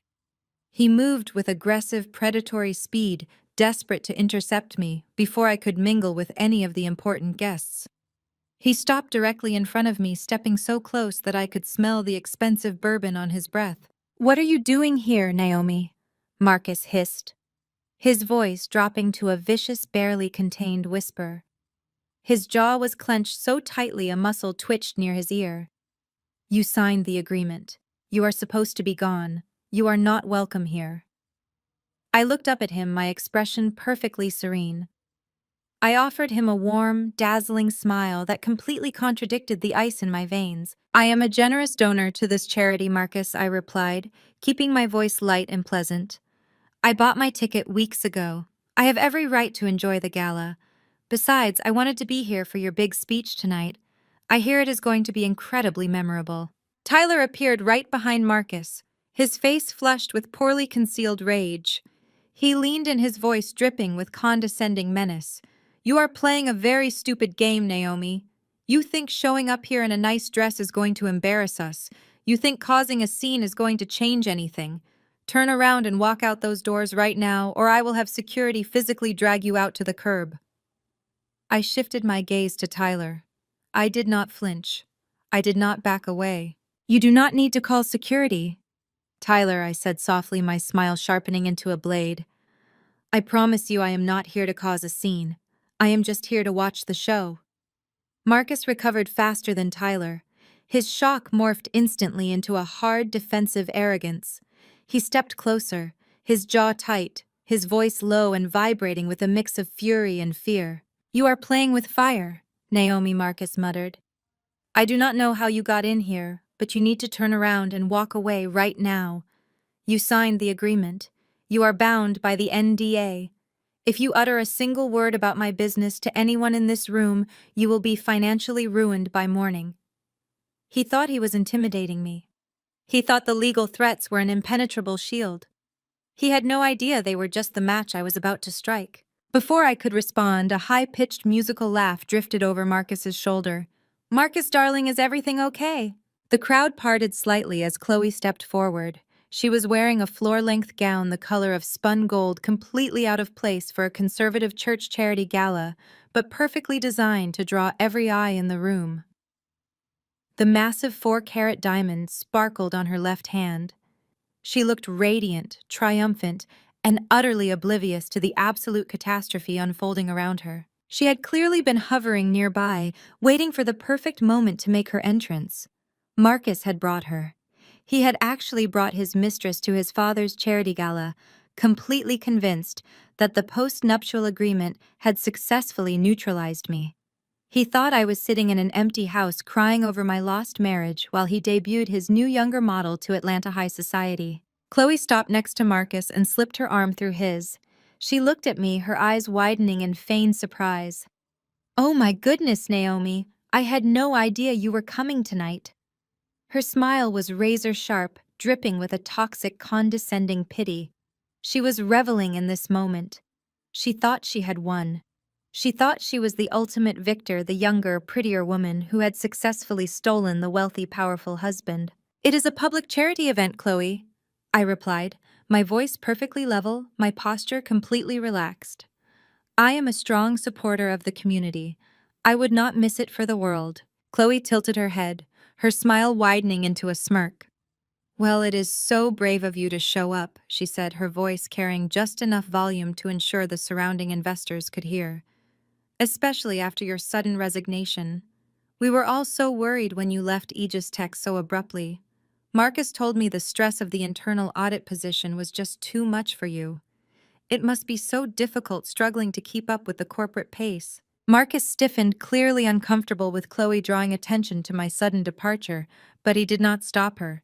He let her twist the knife.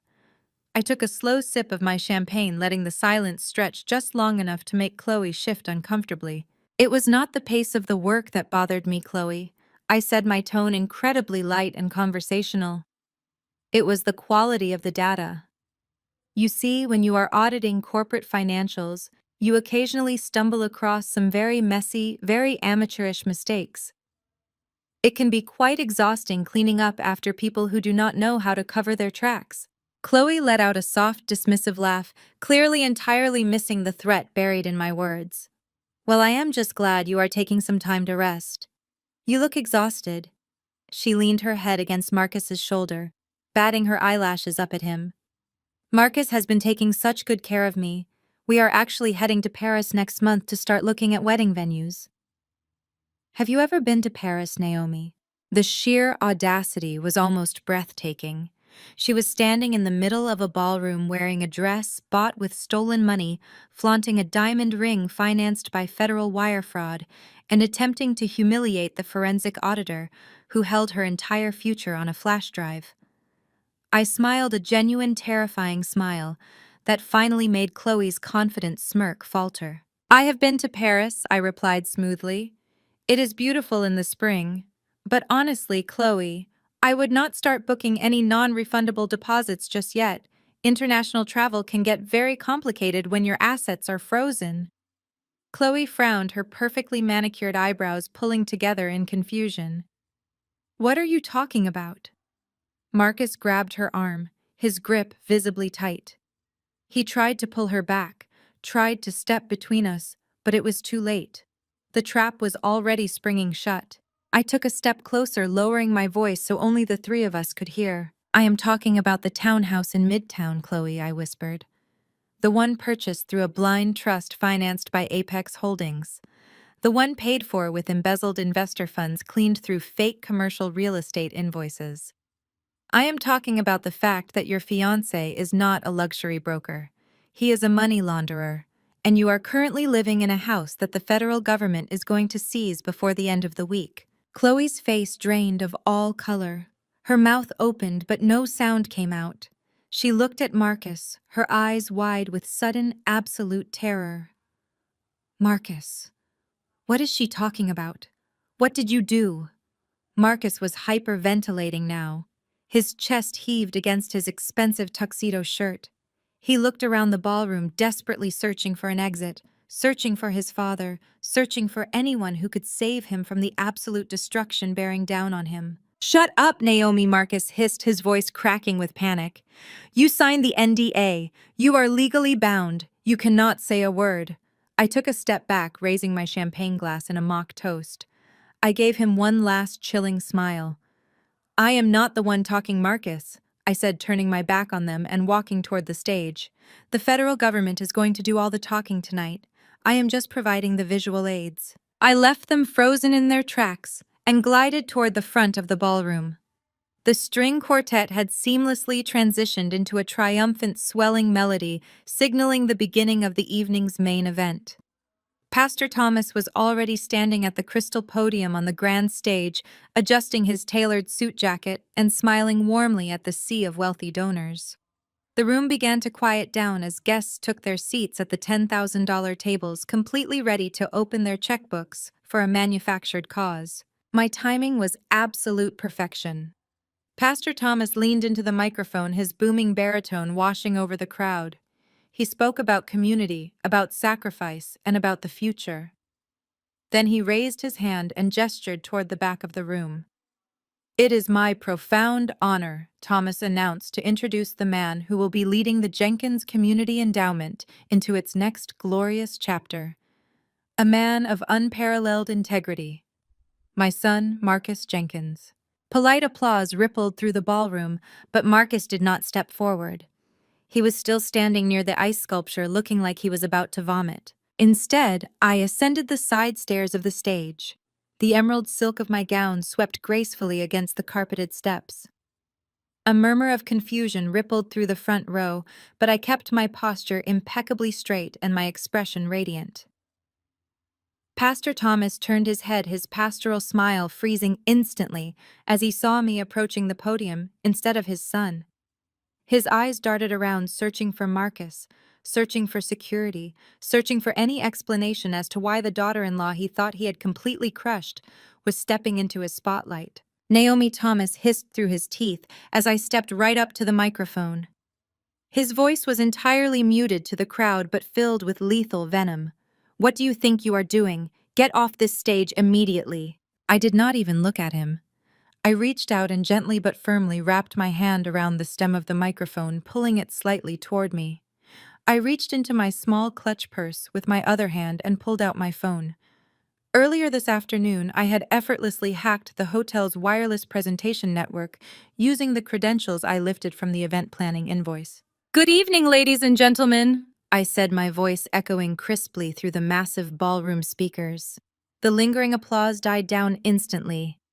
Every single eye in the room locked onto me. "I know you were expecting my husband to give the keynote address tonight. However, Marcus is currently dealing with a rather urgent financial matter. But do not worry. As his wife and as a senior forensic auditor, I have prepared a presentation that perfectly illustrates exactly how the Jenkins family manages your generous investments." I tapped the screen of my phone. The stage lights dimmed automatically. The 3 massive LED screens hanging above the stage, which were supposed to display a heartwarming video of underprivileged children, flickered and went entirely black. A collective hush fell over the St. Regis ballroom. Then the screens flared to life with blinding high-definition clarity. There was no charity video, there were no smiling children. Instead, a sprawling, intricate flowchart of a massive money laundering operation illuminated the room in stark, undeniable detail. At the very top of the screen, the logo for Sterling Investments glowed brightly, with Tyler Sterling's name explicitly listed as the primary fund manager. Thick red arrows pointed downward, tracing millions of dollars in wire transfers to an offshore Cayman Islands account. From there, the arrows converged onto a single massive black box in the center of the screen. The text inside the box read, "Apex Holdings LLC. Registered Agent Marcus Jenkins." A collective gasp ripped through the audience. I heard the sharp shattering of crystal as someone dropped a champagne flute. "You are all highly successful business people." I continued pacing slowly across the stage, completely ignoring the frantic, terrified breathing of Pastor Thomas behind me. "So I am sure you understand the concept of a shell company. Tyler Sterling has been taking your private equity investments, along with a significant portion of this very church's charity endowment, and funneling it straight into Apex Holdings. Marcus Jenkins then creates falsified commercial property invoices to wash that stolen capital clean." I tapped my phone screen a second time. The flowchart vanished. It was instantly replaced by a high-resolution scan of a property deed. Next to it was a photograph of a stunning modern townhouse in Midtown Atlanta. "This is where your charity dollars are actually going," I announced, my voice cutting through the rising tide of shocked whispers filling the room. "This property was purchased 3 weeks ago for $800,000 in cash. It was not purchased to house the homeless. It was not purchased to build a community center.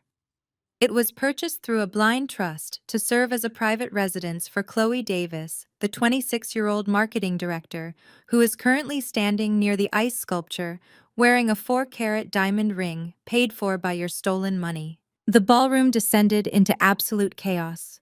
Donors shot out of their chairs, their faces contorted with outrage and disbelief. People were pointing at the giant screens, pulling out their phones to record the evidence, and shouting demands for an explanation.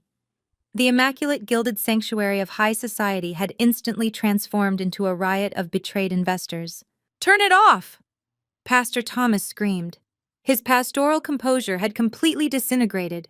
He lunged toward the podium, his face purple with rage, waving his arms frantically at the empty AV booth. "Somebody cut the power. Cut the power right now. He is lying. She is a hysterical, jealous woman." But nobody moved to help him. The evidence on the screen was too detailed, too perfect, and too legally damning to be dismissed as the ramblings of a jealous wife. At the VIP table in the front row, Vivian Jenkins was staring up at the screen with an expression of sheer, unadulterated horror. Her perfect world, her country club memberships, her status as the untouchable First Lady of Atlanta, it was all vanishing right before her eyes. The blood completely drained from her face. She let out a high, piercing shriek, clutching her pearl necklace so tightly the string actually snapped. Pearls scattered across the white tablecloth like tiny marbles. Vivian's eyes rolled back into her head, and she collapsed backward, fainting dead away into the arms of a terrified church elder. Through the sea of panicked guests, I saw Tyler Sterling. Tyler had realized that his entire life was over. The Wall Street arrogance was entirely gone, replaced by the violent, reckless desperation of a cornered animal. He shoved violently past a table of investors, knocking over chairs and shattering centerpieces. His face was a mask of pure, murderous rage. "Shut your mouth!" Tyler roared, his voice tearing through the chaotic noise of the ballroom. He was sprinting down the center aisle, charging directly toward the grand stage. He was not trying to save his reputation anymore. He wanted to physically destroy the woman who had just burned his empire to ashes. He vaulted up the carpeted stairs, his hands curled into heavy fists, his eyes locked onto me with terrifying, violent intent. I did not step back. I did not drop the microphone. I stood perfectly still in my emerald gown, watching him charge, completely unafraid of his desperate wrath, because I knew exactly what was waiting for him right outside those double doors. Tyler was 10 feet away from the podium, his face twisted in absolute fury. He was moving fast, ready to silence me with his own hands if he had to. 5 feet.